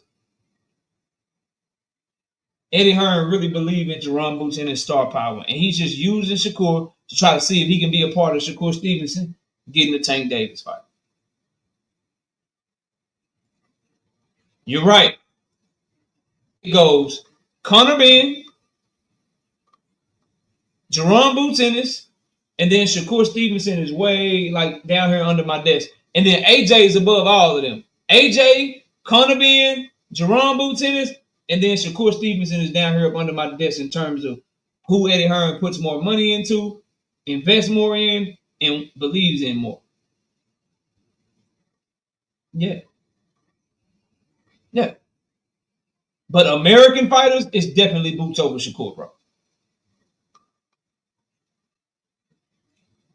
Jalen says Shakur made $6 million on the undercard, and niggas is starting to realize he's not worth it. You're getting all this purse bid shit, and I don't believe you. I think you're lying. I think it was like $3 million, but whatever. That's fine. But niggas is realizing that this $3 million, $4 million, $5 million, whatever it is you paying this nigga, he's not worth it because he can't even generate $1 million by himself. At least Jaron Boots Ennis is packing stadiums, putting on exciting performances, fighting in main events. They believe in Boots more over there. Sorry, bro. Niggas is opening up them books and realizing, shit, the turkey money gone, bro. That turkey money gone, we're going to have to start making what you weigh. And that's why Eddie is latching on to the dude that's an exciting fighter. I read some comments from Shakur Stevenson as well. He's all over the news. He keeps himself relevant. Fun to talk about, right? He said he won't Tank instead of Zepeda. That the Zepeda fight is the fight that presented itself. But if Tank was like, let's fight, he would push Zepeda to the side for a potential Tank Davis fight. That's my little dog, Drake. Somebody rung my doorbell, bro. That's my little dog. His name Daddy. Blue, she don't bark. She just bite your ass. She don't bark. She just bite your ass. That's the little bitty dog going on. It's a little bitty baby dog going on. We had him way long. We done had him about 11 years. We had her a little over 2 now. Got them both when they were pup. That ain't her. That's him going on. She just chilling. Looking at the door with her blue eyes. And if you come through that motherfucker without permission, she gonna bite your ass. She ain't gonna bark first or nothing. She ain't gonna bark or nothing, bro. She's just gonna bite your ass. J.R. Ross, what up? Now, let me talk about this. Yeah, she ain't talking, bro. She not barking. She not barking, bro. She not growling at you. She's just gonna snap at your ass. He'll bark at you, and then when you come at him, he'll get behind everybody. Like, what's up, man? Get him, dad. He'll bark at your ass and then jump behind his mama or some shit. Get him, mom. Shit. I didn't know he was gonna come at me. I didn't know he was coming at me. You know I'm little. Shit, I was trying to bark for y'all. I was trying to bark for y'all. I was trying to protect y'all with my bark, but they didn't buy it. They didn't buy it. Get him. Get him. Get him. He coming. Get him. Yeah, he old, but he don't act old. Walk every day. You know what I mean? Still jump up in the car by himself. All that shit. He be chilling. DeMonte, what up? He be chilling, bro. Shout out to my dog, World Animals, with the 5-piece. No biscuit in the soup. Jay said some doggy treats. We love the animal. Yeah, appreciate that. Miss KO is all about the doggy treats, bro. Them healthy ones and shit. She get the healthy ones that cost me more money. I'm like, why just get my fucking milk bone? Back in the day, we just give them pepperoni. Y'all remember the pepperoni? She want to get him the. I gotta get him some duck feet. I gotta get him a moo box. I gotta get him some salmon and fish skin. You gotta have the fish skin because it's good for their coat. That shit cost me the price of 3 fucking pepperonis and 4 milk bones for like 4 or 5 fucking treats.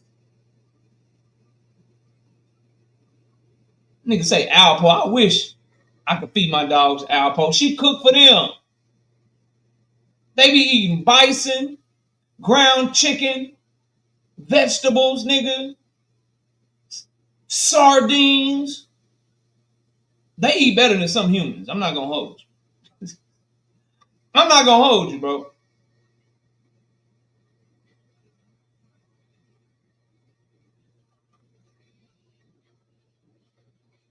Yes, bro. Got me grinding, bro.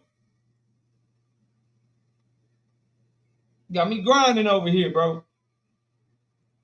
You plate watching, KO, yeah, I be watching it, but she throw down for me though, boy. I had them fucking Cajun Alfredo roll-ups today. She rolled them up. She did the Cajun Alfredo, put the damn chicken in that shit, put the sauce on a cooked lasagna noodle, rolled the cooked lasagna noodle up, put some fucking Alfredo sauce on top of that shit, put some cheese on top of that shit, bake that shit in the oven, boy. Boy. Come on, man. Fire. Now, this the shit I be talking about, bro. Big Dog Willie. Fucking Luca. Quick, what's up? Fucking Teach. This is shit I be talking about right here, bro. Now this nigga want Tank instead of Zepeda. I can't stand a nigga that put hurdles between something and then be like, nigga, I moved them hurdles out the way. Nigga, you put them there. SJ's Boxing, what's up? What's up with the Jamaican spot in Dallas, gang? Quick gatekeeping. I got you, bro. Go to. I got you. Let me tell you where to go.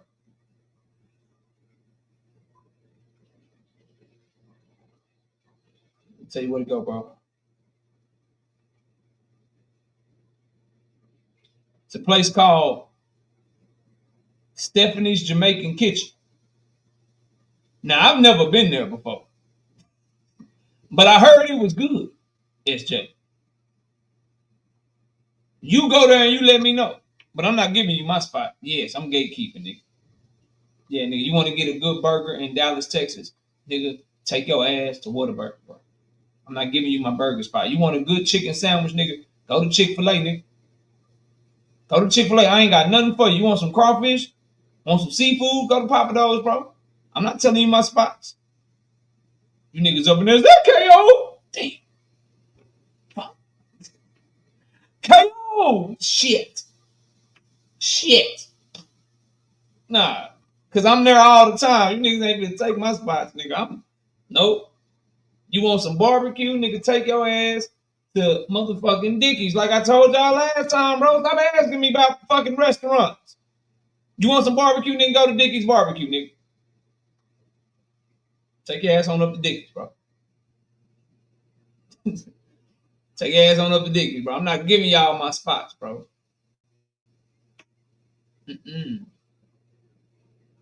Yeah, I ain't giving y'all my spots, man.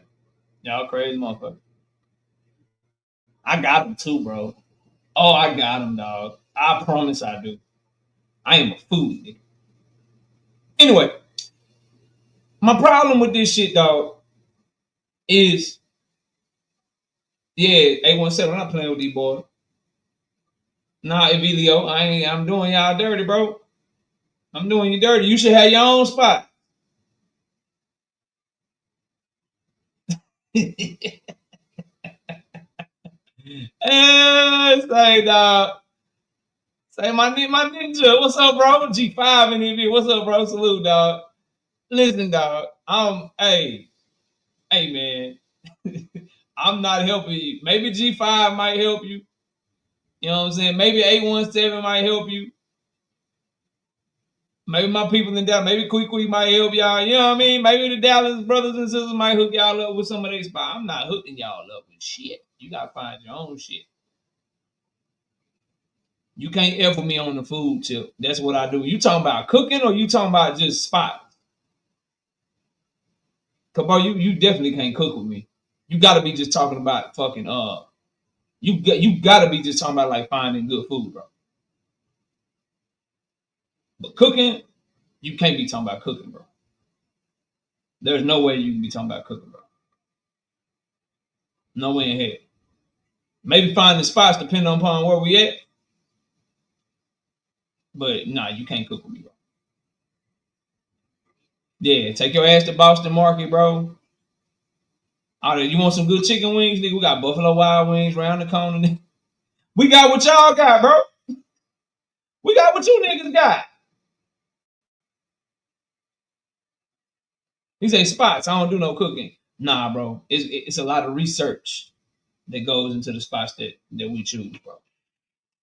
Yeah.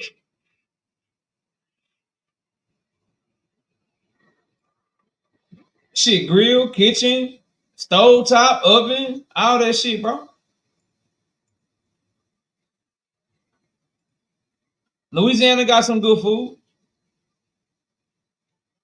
Louisiana got some good food. You know what I mean? Louisiana, y'all can really cook, bro. I probably can't mess with you on that Creole shit. I can make a good gumbo, though. We did a gumbo. We do gumbo for Christmas sometime. I can make a real good gumbo.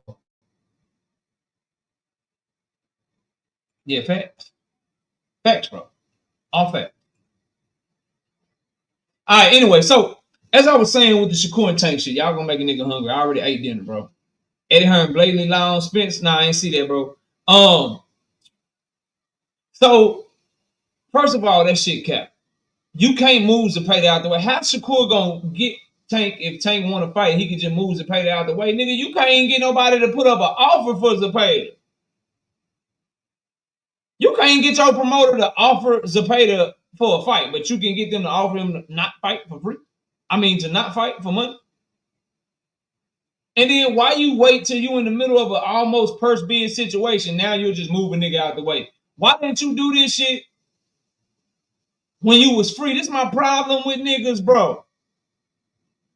When niggas got something on the table that you know they can't get out of or it's unlikely to get out of, that's when niggas do anything they can to fight the nigga that we want to see them fight. Now you'll move them out the way. Now you'll do this and do that. Why didn't you do everything you could to get the fight when you didn't have a mandatory? When you was a free agent? Blunt Sports. The point is, we wouldn't even be in this situation if the nigga would have tried to go over there when he was free. Now you tied up. Now you guys are paid with a purse bid situation. And now all of a sudden, nigga, you'll do everything to get the fight. Nigga just tripping, bro. Niggas bugging out, dog. We don't believe you. And it always seems to be to you fucking Devin Haney fans, to you goddamn Shakur Stevenson fans, you niggas just take the same playbook and read from that motherfucker like I'm not gonna know. Shakur, Devin fans already tried this. Devin already tried this shit. Bill already tried this shit. All the Devin Haney fans that frequent my channel, they tried this shit already. Shakur tried this, like, nigga, stop doing the same shit. Devin Haney signs a motherfucking 3-fight deal to Top Rank. What does a nigga do? Well, Tank Davis can just get me out of this deal. Nigga, send me an offer. I get a better offer. Nigga, I ain't got to worry about this 3-fight deal. I ain't got to worry about the rematch clause. I ain't got to worry about the Loma fight I already got. Nigga, Tank just sent me an offer and prove I'm really in the 3-fight contract. And now here we go again. Nigga, I will step aside. Look, Tank, just send me an offer, right? And I can get Zepeda to step aside for real. Just send me an offer and prove that you really want to fight me, nigga. Prove that you really want to fight me. Send me an offer and I can make Zepeda step aside. We'll pay him step aside money if you offer me right now. How about, nigga, you don't sign to the 3-fight deal and you do everything to get the fight you claim you want? How about, nigga, you don't sign to the goddamn Eddie Hearn deal, to the motherfucking Matchroom deal, and you just push for the fight you want? Now you'll push for it. Wouldn't push for the shit. See, nigga, I'm not waiting on no nigga. When you free, I'm not waiting on no nigga. I'm not waiting on no nigga. I got to continue my career. My career don't revolve around him. So I'm signing the Matchroom. I'm signing the Eddie Hearn. Now you signed the Eddie. Now you got the fight coming up. Now you got the purse bid situation.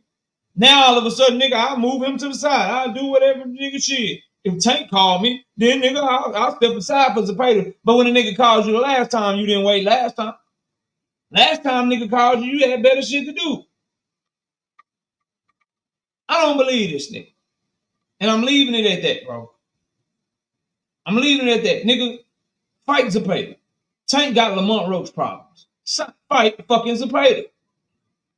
Because at the end of the day, guess what? Do I want Tank versus Shakur? Yes. You know what I want more than anything, though? Tank versus the winner of Shakur and Zepeda. If you is who you say you is, and Tank is who he say he is, he'll beat Lamont Roach, you'll beat William Zepeda, and the fight will be even bigger for you, nigga. Ain't no nigga finna save you from your work, just like we don't want Shakur Stevenson trying to save Tank from his work. No, we don't want Shakur versus Roach, nigga.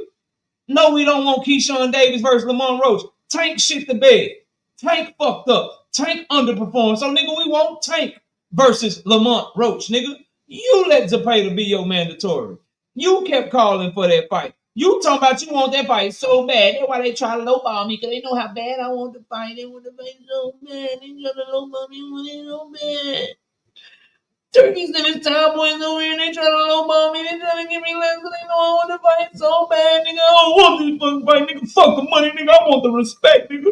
I'm going to beat Williams and pay that ass. Cool, nigga. Beat his ass then. Don't get cold feet now. No, nigga. Great summer of boxing, nigga. Tank Lamont Roach, Shakur versus Williams and Pater. Whoever win, fight. And the losers, fight your way back up to the top. Nigga, that's how we doing it. That's how we doing it on Knockout Boxing 86 TV, nigga. If you lose, it ain't over for you. The two winners fight each other and unify. The two losers fight each other and work your way back up, nigga. To either get your rematch or get the nigga that beat the nigga that you lost to. Or some shit, bro. What are we talking about, bro? Nigga got damn near 2 weeks to make the fight with Zepeda. Now all of a sudden, oh, nigga, you know, I moved Zepeda to the side. Nigga, you can't even move your promoter to make an offer for Zepeda. But you'll move him to the side. Get the fuck out of my face. You might fool Blunt Sports with that shit. You might get Big Dog Willie with that shit. You might get Luca with that shit. You might get B. Hayes with that shit. You might get a bunch of Tank Davis haters with that shit, like Jonathan Jackson and Joseph Jackson, to run with that shit. But not me, nigga. Shout out to my homie, not me. But not me, bro. And not anybody with any kind of fucking common sense, bro. You Zepeda. That's your fight. You fighting Zepeda or you getting stripped. Or you vacating your belt. Nigga, we don't believe you. Moving on, bro. Moving on. Last fucking topic before I drop the link. I think we had a fire show today. We bodied the motherfucker for the first debate, right? We got all these great ass topics. Then I got to talk about the boogeyman in 147 to end the show. Boots Ennis is the boogeyman in the welterweight division. Them niggas do not want no smoke with him. Brian Norman Jr. wants no smoke with that nigga. No smoke. This nigga daddy is lying his ass off on Boots Ennis right now.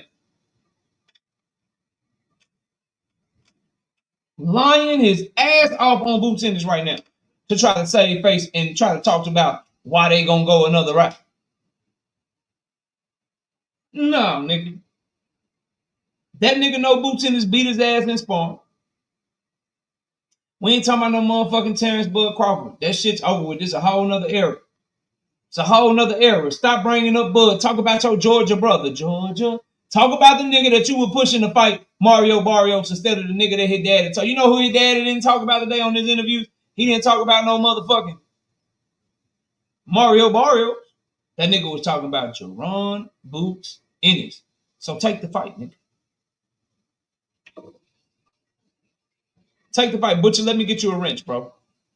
I don't know why you don't have a wrench over here, but I'm finna wrench you up, dog. Shout out to my nigga the Butcher, man. Salute to you, dog. Let me wrench you up one time, fam. Shout out to my dog, the Butcher, for having more heart than a lot of people, bro. For hitting the link and standing his square. And then I'm gonna give my dog Rashad Warner one too, because he always come by the channel showing support.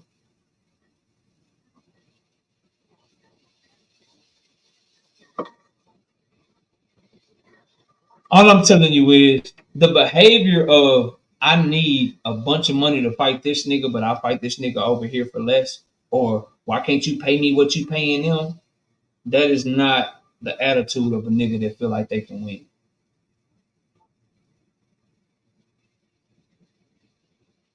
Now look at this shit. Look at the Norman fans, bro.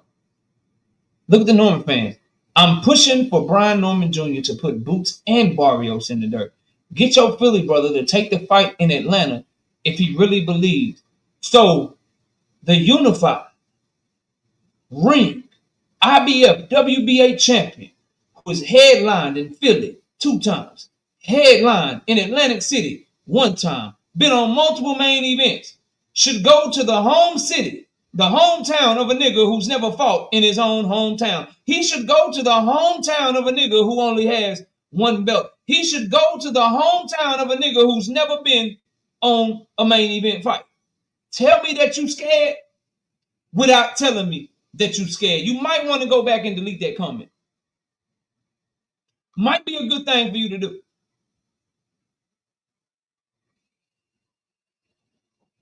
Might be a good thing to do for you to just go back. Who timing people out? Don't be timing people out for opinions, bro. Drink more water, get their ass, drink. You got the managing moderator, bro. Don't time nobody out for their opinion, bro. Blunt, stop doing that weak ass shit, Blunt. Come on, bro. He only got it for a minute, though. Y'all, Blunt, can't nobody do that petty shit but me on my shit, bro. Blunt, you cannot do the petty 1 minute shit. It's my shit. Okay? Blunt, the petty 1 minute shit, 10-second shit, that's my shit. Okay, dog? Don't do that shit no more, bro. Leave the petty shit to me. If I want to be petty, nigga, I'll be petty. I'll time a motherfucker out for 10 seconds. I'll time a motherfucker out for 1 minute. When you time a motherfucker out, then you can do it for 5 minutes or for 86K if they being disrespectful. She called Shakur a duck, and you ain't like that shit. So since you got sensitive, you got soft, you know what about to happen to you, don't you, nigga? You know what I'm about to do to you. Let me show you. Let me show you real quick. 1 motherfucking minute of time out for your ass for doing one bullshit ass, sensitive ass thing. I will be blocking you every fucking day if I block the nigga because they called Tank Davis some bullshit. So nigga, you gave somebody a minute for having their opinion. I'm gonna give you a minute for doing some sensitive ass shit, and you can come back. Shout out to my dog Blunt Sports. Y'all go subscribe to his channel. Don't get sensitive now, nigga. Don't get sensitive because people seeing your boy for who he is right now, bro.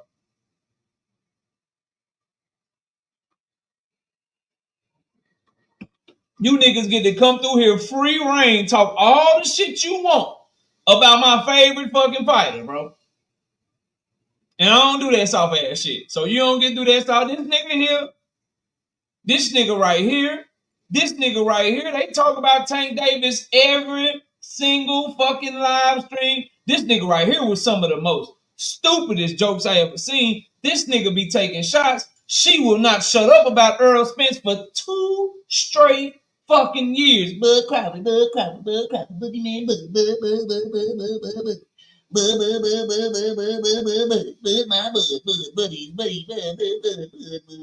For 2 straight years, still ain't got blocked.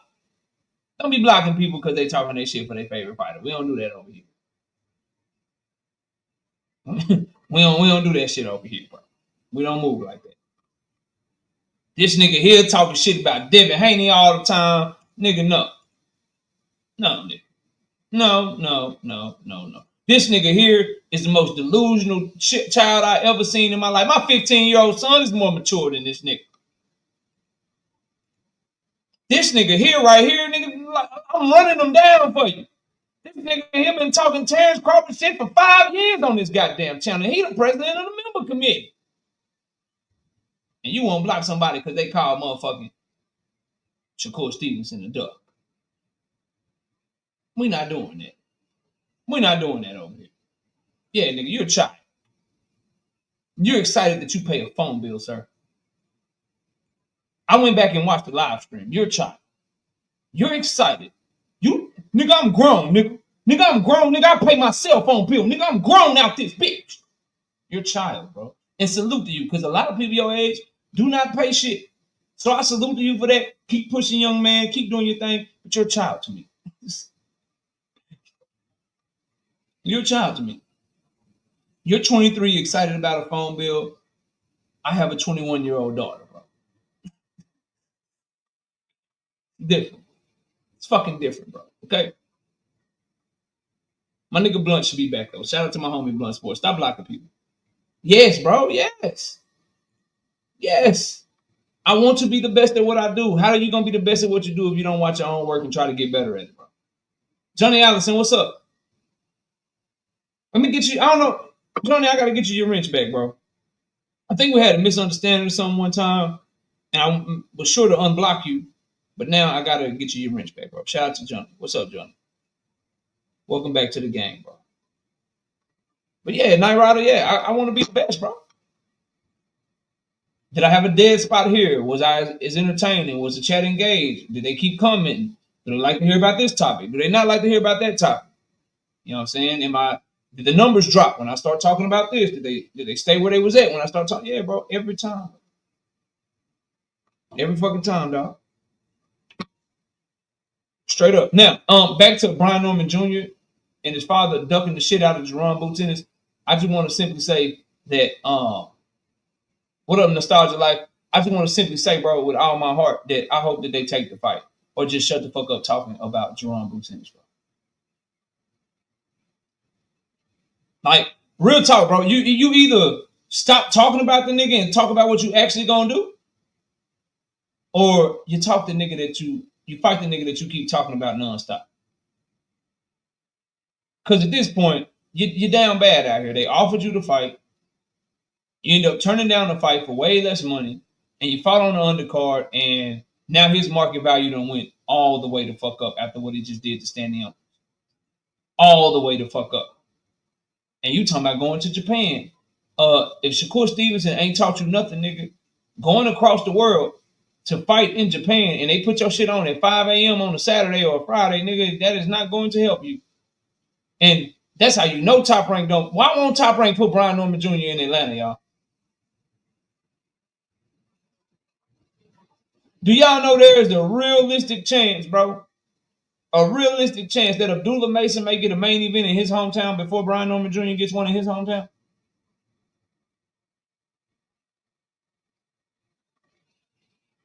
Y'all realize that, bro? They may put Abdullah Mason in his hometown as a main event before Shakur Stevenson. Before Brian Norman Jr. has a main event in his hometown.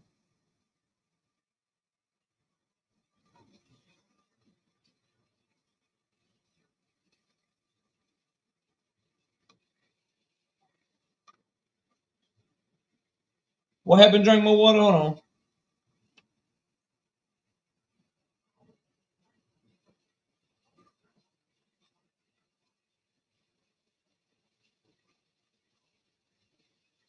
Kamal, what you doing, bro? Come on, Kamal. Why you blocked? Kamal, have you dropped the comment recently, Kamal? Because I got to get you like I got Blunt, bro.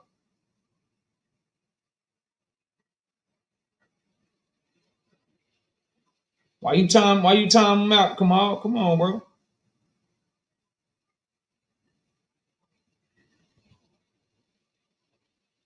Kamal, don't time nobody out, bro. For their opinion. I just went over that, dog. Anyway, Boots Ennis' performance was phenomenal. Brian Norman Jr. is ducking the shit out that man. His daddy is talking in circles, talking crazy right now. And I just need for somebody to step up and fight Boots again, bro. Stanley stepped up. And I hope that somebody else steps up. The problem that Boots is going to have is the better that he looks, two things are going to happen. The better that he looks, people are going to ask for even more money to fight him. And they're going to find more excuses not to fight him. So now niggas might look at Boots Ennis and be like, nigga, I need $10 million. Nigga. Oh, that's not Kamal? Okay, that was somebody. Now, Kamal was the one that blocked Kelvin Lynch or whatever name, first, like blocked him first. And then Drink went back and had to only give him 10 seconds so they wasn't gone for the 86K. But what I'm telling y'all is, I just hope that Boots Ennis is able to get the opportunities to continue to shine. I think you'll have a better chance of getting them at 154 because I think their division is more about the smoke. But with the champions that's there now, like Brian Norman Jr., like Mario Barrios, those guys are going to try to be strategic. They're going to try to be as strategic as fucking possible because they know they have no chance to beat him.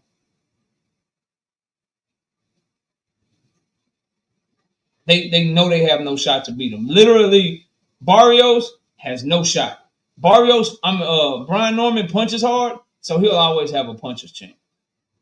He can't box with him on the outside. He can't fight with him skill-wise on the inside. He gonna have to just try to hurt Boots. He's just gonna have to hurt Boots, bro. Other than that, he getting fucked up. And his team knows it. That's why they'll fight Cuevas for $300,000 but want $2 million to fight Boots. That's why they'll go to Japan for the bag, but they won't go to Philly for the bag. Like, nigga, we'll come across the world to fight this Japanese nigga in our title defense. Oh my God, bro, y'all just cooked out this bitch. We will go across the fucking world to Japan to fight. It ain't that I don't fuck with Barrios. Barrios been trash his last fight against Abel Ramos, bro. This nigga will go to Japan for a voluntary title defense against a nigga with no name. Nigga, I'll fight Suzuki, Kawasaki, Sushi Saki.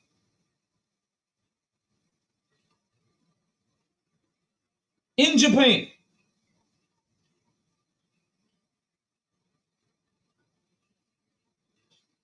And then I'll fight Giovanni Santillan in San Diego, California, his hometown. But Boots, nigga, I need $2 million. I need to take, that nigga want to take home $2 million. That mean he, after taxes, management fee, nigga want to take, nigga, I got to take home $2 million to fight Boots, nigga, please. I need that money. I need that bag for him. I need that bag for him. They have a puncher's chance. Hear me. A puncher's chance. They have to hurt Boots. There is a huge gap there, Bella. Right side. My brother, the butcher. There is a gap. A huge gap in talent and skill. And strength. In term and length. For Boots and Brian Norman.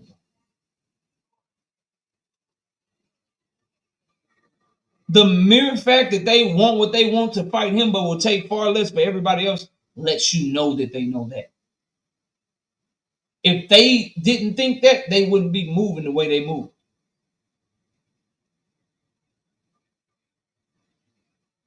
They all food and they know it. That's why they're trying to get as much as they can. It depends on the weight class, Keisha 363.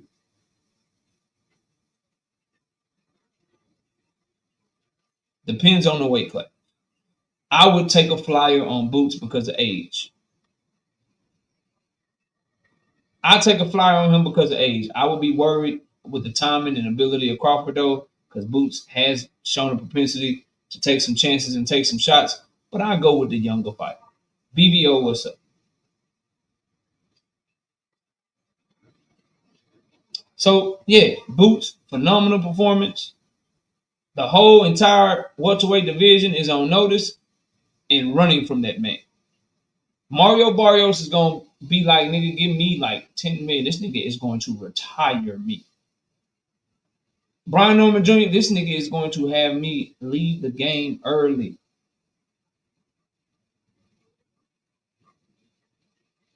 And it's getting worse the longer y'all make him wait. And Boots fans said this shit, and I give him credit because they was right about this shit. Then I'm gonna drop the link for everybody.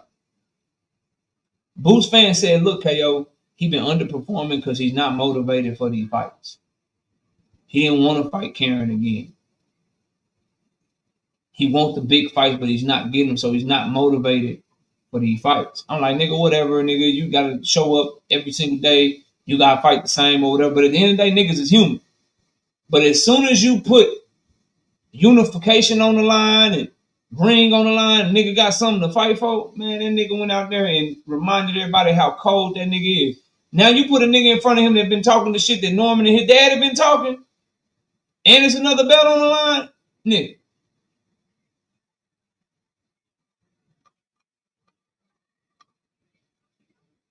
Brian Norman Jr. will fight with an amount of dog and amount of pride that's gonna get his ass stopped within about 7 or 8 rounds.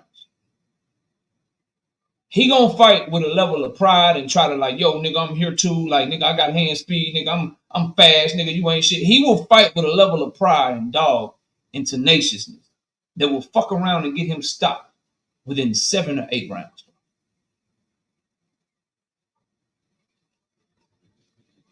The nigga was wobbled.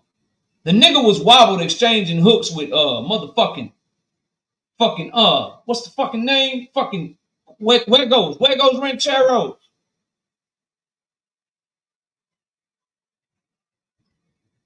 Anyway, Todd Draper with the 5-piece. No business in Super Chat. KO, doesn't this sound familiar? Boo's got to make all these concessions just like Tank. Do these other guys not want to be great? Niggas know they gonna lose.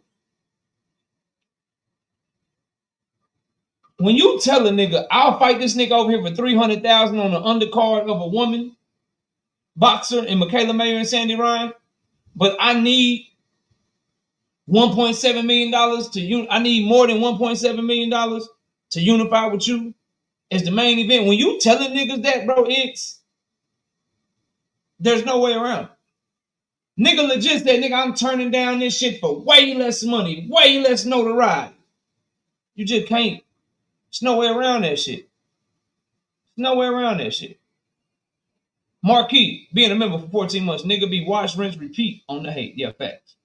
Big Dog Willie, being a channel member. Appreciate you, Big Dog Willie. Bella says, mark my words. What were your words that we need to mark? Let's go mark them. Where are your words at? Mark my words, KO. Where are your words at? What did you say? Damn, how far up did you say the shit? Yes, I want it in Atlanta. Okay, no, I don't think that's your words. Let's find your words. You say, mark my words, nigga. Okay.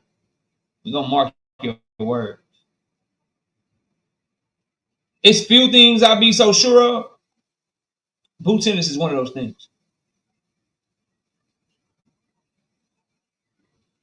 Say, Boogeyman, hi. We'll see.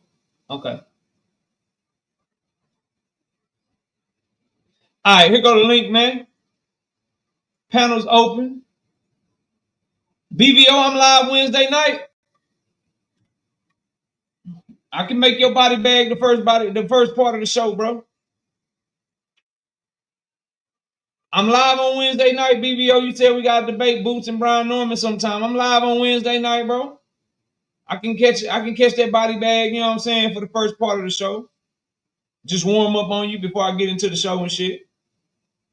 All you gotta do is let me know. Just hit that link, bro. I can just body, you know what I mean? I can catch a real quick body before I get into the main topics and shit like that with you. Catch me like a 5-10 minute body like I did earlier, and then, you know, get to the show and shit. Cause the like, you niggas need more debatable topics, bro. You niggas need more debatable topics, bro. Like the Jaron Ennis, Brian Norman topic, it's not debatable right now. It's not debatable right now, bro. You need a more debatable topic.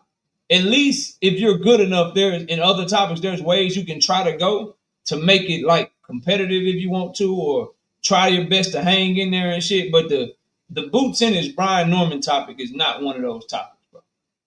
You might want to find another topic. You know what happened the last time we locked horns, bro?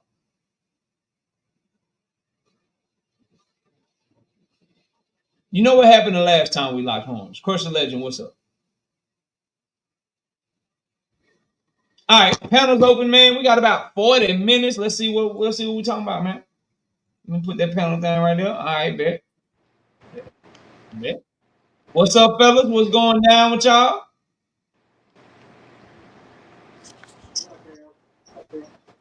What's up? What's up? What's good? What's good with y'all? You got a little bit of I couldn't hardly hear you, Paid, but I can hear you loud and clear, Rich. What's up with y'all? What y'all got for the show, man? Hold on, let me switch off real quick. Hold on. All good, all good. Rich, what you got for the show? What's up? Shit, what we talking about? Whatever y'all want, man. This panel time is y'all's time. We can talk about whatever y'all want to talk about. I've covered the topics I'm gonna cover today. So this is about you know, the open panels for the people to come up here and kick it with me, man. For the last You got me. Can you hear me now?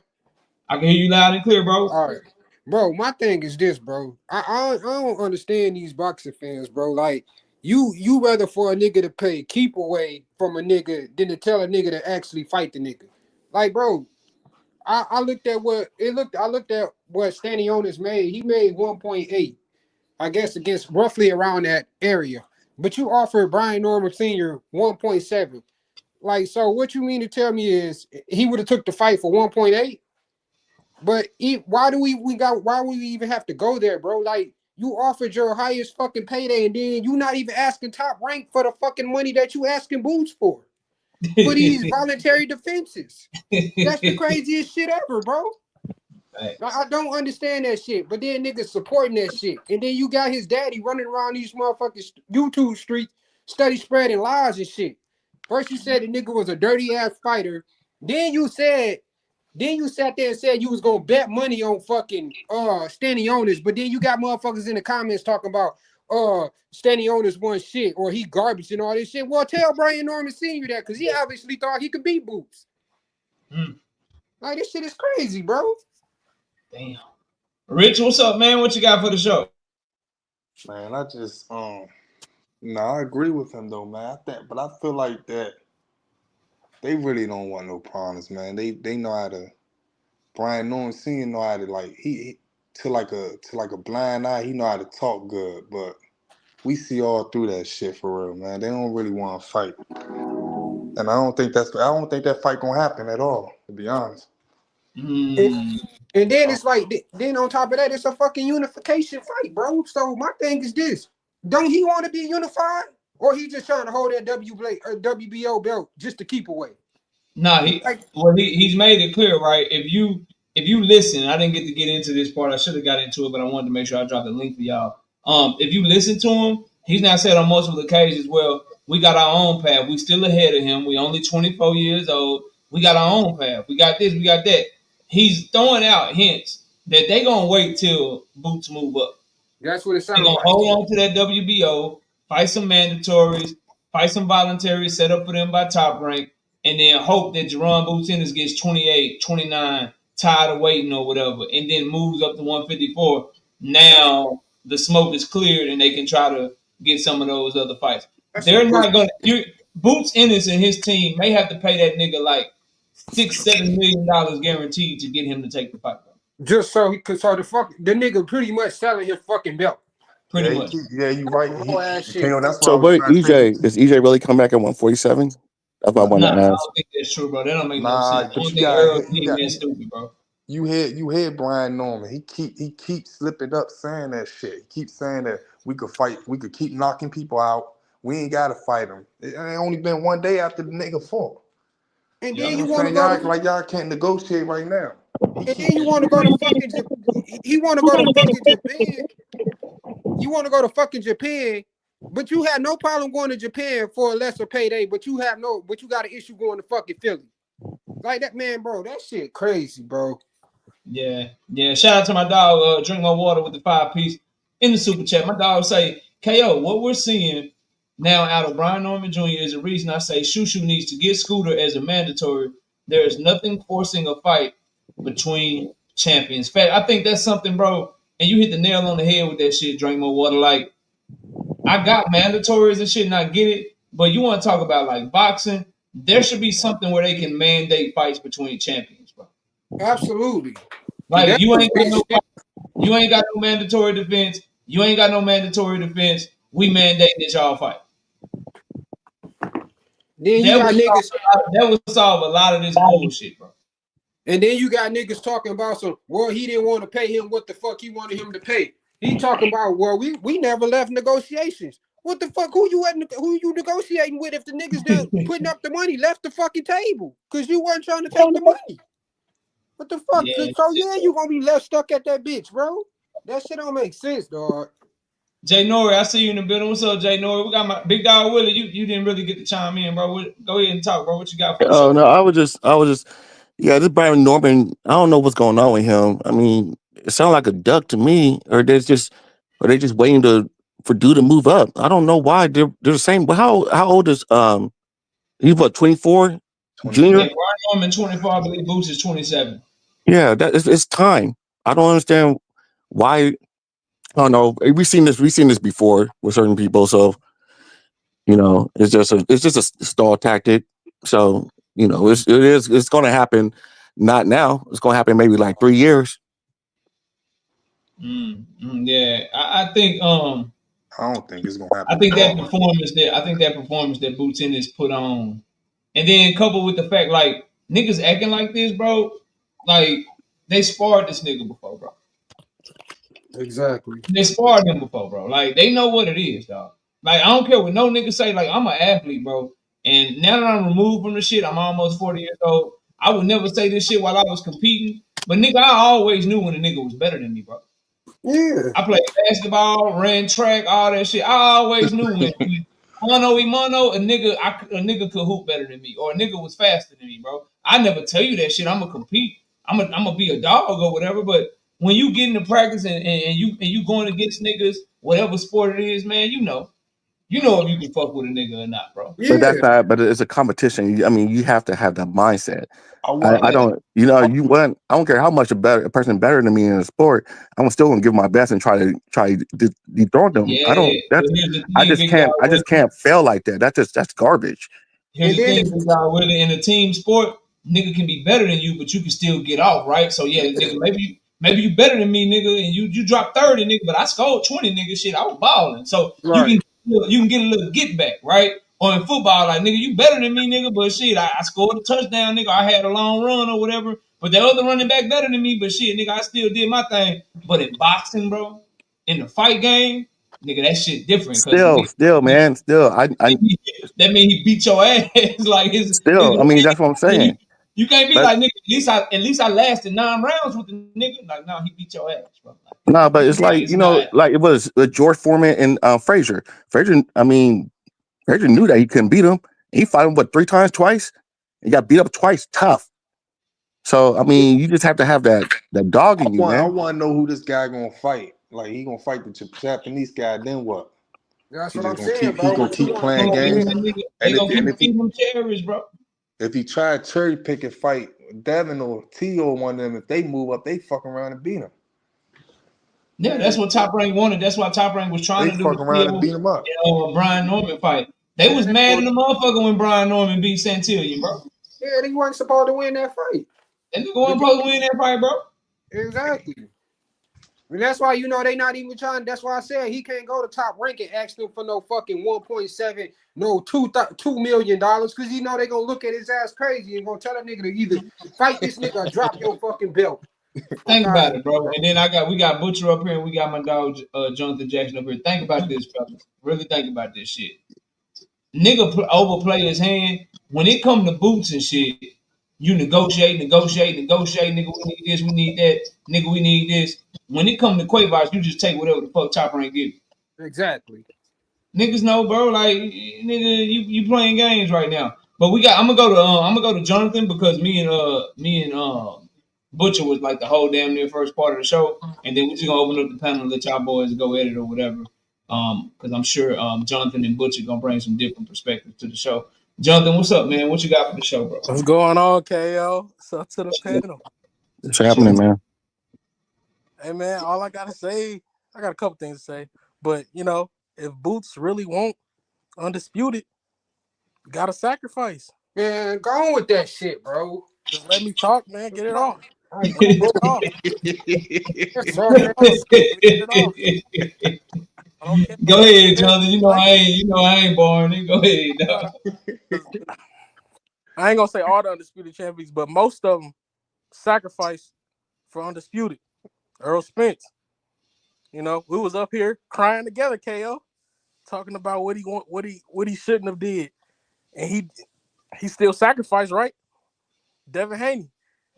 Again, everybody said he shouldn't have did it, but he sacrificed for it. So if you want it, go get it. Pay the fee. That's the difference, though.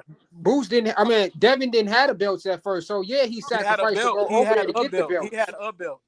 He wasn't undisputed when he fought George Kambosos the first time. He had a belt. Devin had a belt to get 3 belts, to get 3 other belts, 2 of them. I don't know how many other belts he had. It ain't the same thing. It's not the same thing. Here's the difference that people are missing, though. Devin was dealing with Kambosos, who in Loma, who were like downplaying him and not trying to really do anything. Boots Ennis is dealing with a nigga that claim they to knock his block off. That's acting confident. That's acting like they really want it too. So, but we all know. I think it'll be a good fight. But we all know what's the outcome of it. Boots gonna win. So if we all know this, tell them niggas it's gonna be a good fight because they don't believe. Yeah, but we all know this. So if you gonna be Boots and be electric and shit like that, bro, you gotta pay electric money. So he gotta sell his. So he too good. He too good for his own good. I'm sorry, you know it, KO. So he basically saying he said Floyd's supposed to pay Conor McGregor more money than he got. Did he? He pay him a nice ring. I'll fight this for 300,000, but I need 4 to fight you. God, that's just like with Floyd. That's just like with Floyd for Oscar though.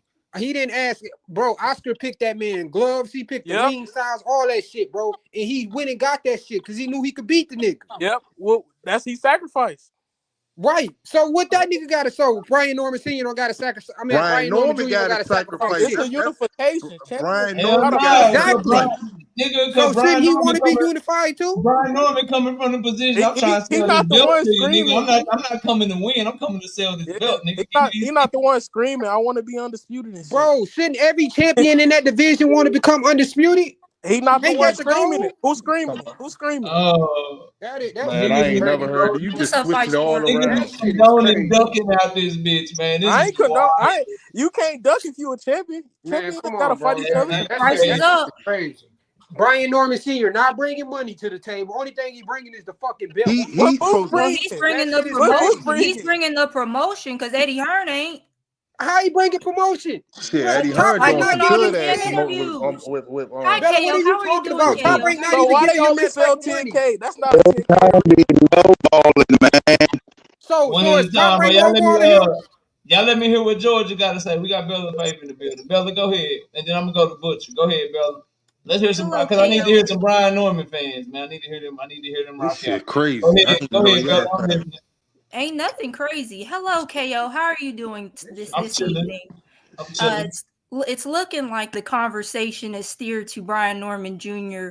And what his father has been saying in interviews and things like that. Now, listen, as a fan of boxing, I do not care to be any fighter's accountant. All I care to be is a fan and to see these fights occur. Now, there are 3 champions at 47, and apparently Boots, by the fans, has been designated as the boogeyman. Do I buy that? No.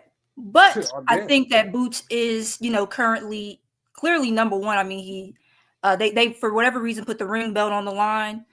He's got now, I believe, the WBA, right? And IBF. The WBA and the IBF.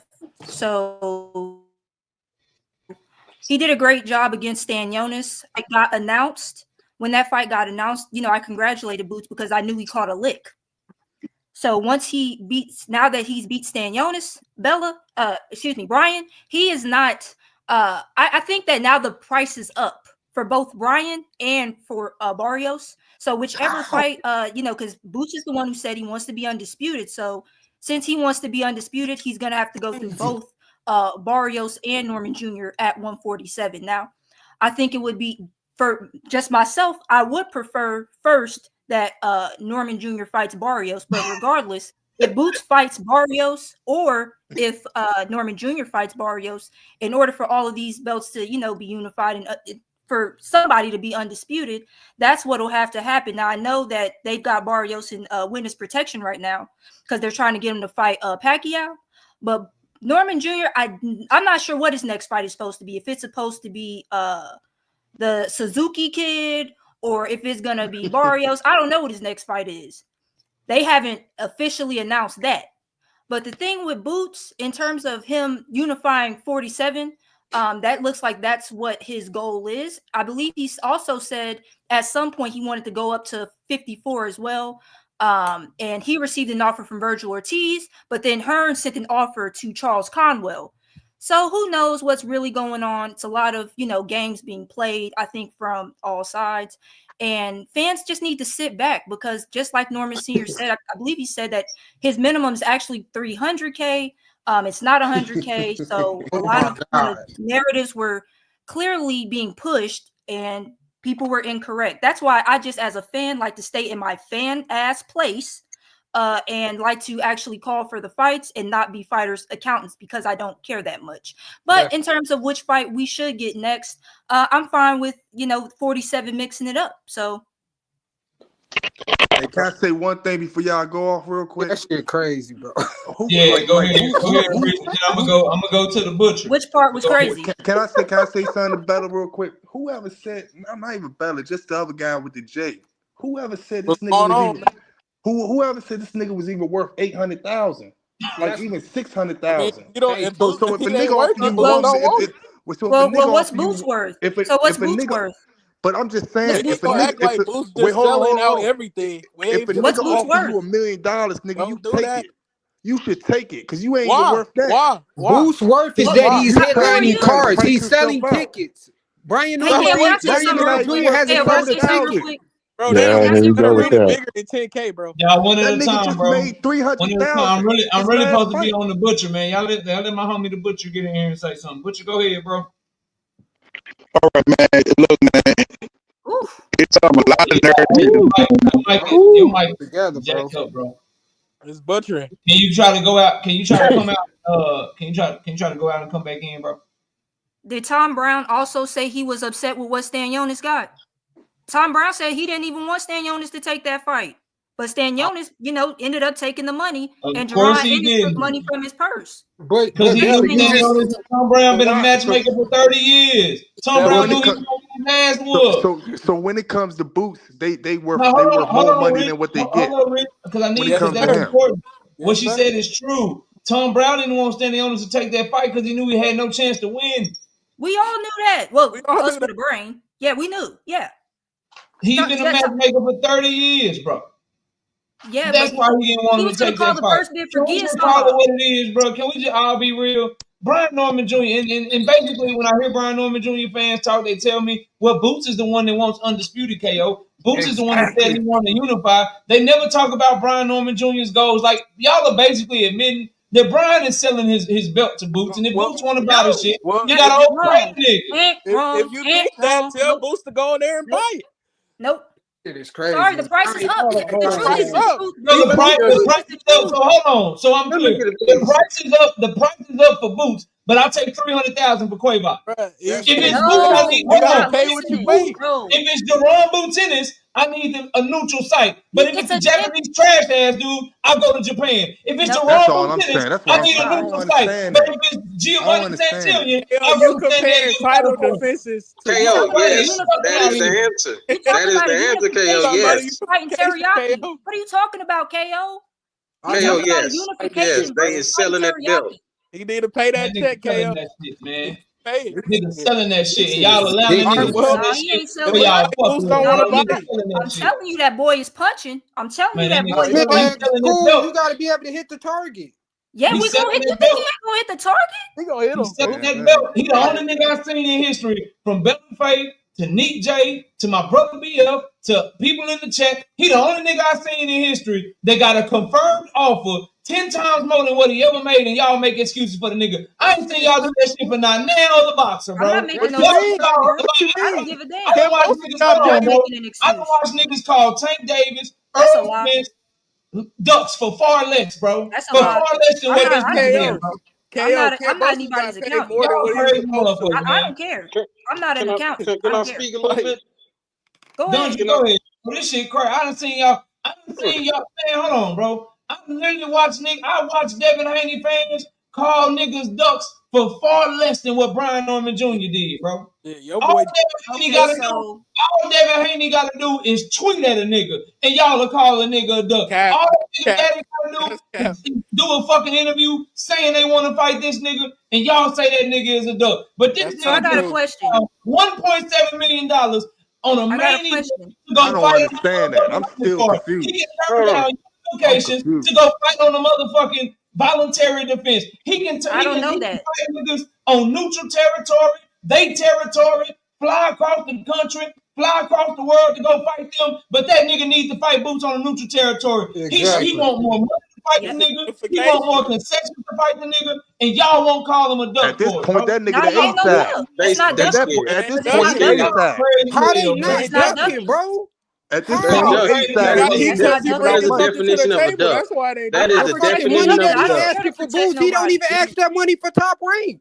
Bro, Top Rank ain't even paying him like that. Sir, your voice is cracking, sir. Sir, we're having a conversation about boxing. Your voice is cracking. Hey, can I say something? I ain't even got to say nothing yet. I ain't even got to say nothing. Go ahead, talk. Talking about somebody's voice cracking, but yo, man. Let me catch the super chat, bro. Shout out to Ty, man, with 5 pieces in super chat. She say, if his minimum is 100K, then how he turned down 1.7? They saying his minimum 300, but the point's still valid. Make that make sense. You don't have to be an accountant to figure out that math. Yeah, man, you can't be turning down 1.7 million then taking 300,000 expect niggas not to look at you. Why not? That shit is weird, bro. Shout out to GXTV with the 2 piece in the super chat. He say in 2 years KO will run YouTube boxing. Mark my words. I appreciate that GXTV. I kind of feel like I already run this shit, but I appreciate you. He does. I appreciate it. I kind of feel like I already run this shit because we do fire ass live streams, drop fire ass content, and your favorite content creator can't fuck with me, and I stand on that. It is what it is. Hey, so y'all basically saying Brian Norman the A-side. That's what I'm saying. That's what y'all basically saying. He the A-side. Brian Norman is auctioning that belt to the highest whatever he want, Boots ain't never hear like one car.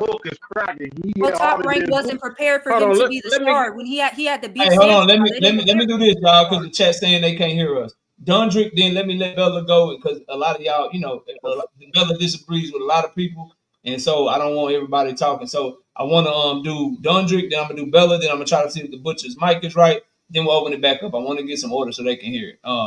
Shout out Dundrick in the building. Go ahead, Dundrick. I'm listening to you. Yeah, I'm hearing a lot of this bullshit today, and I'm kind of get tired of it because why is he hold to the standard where he got to sell his belt? Like now he got to sell his belt. No, you supposed to want to fight Boots either way.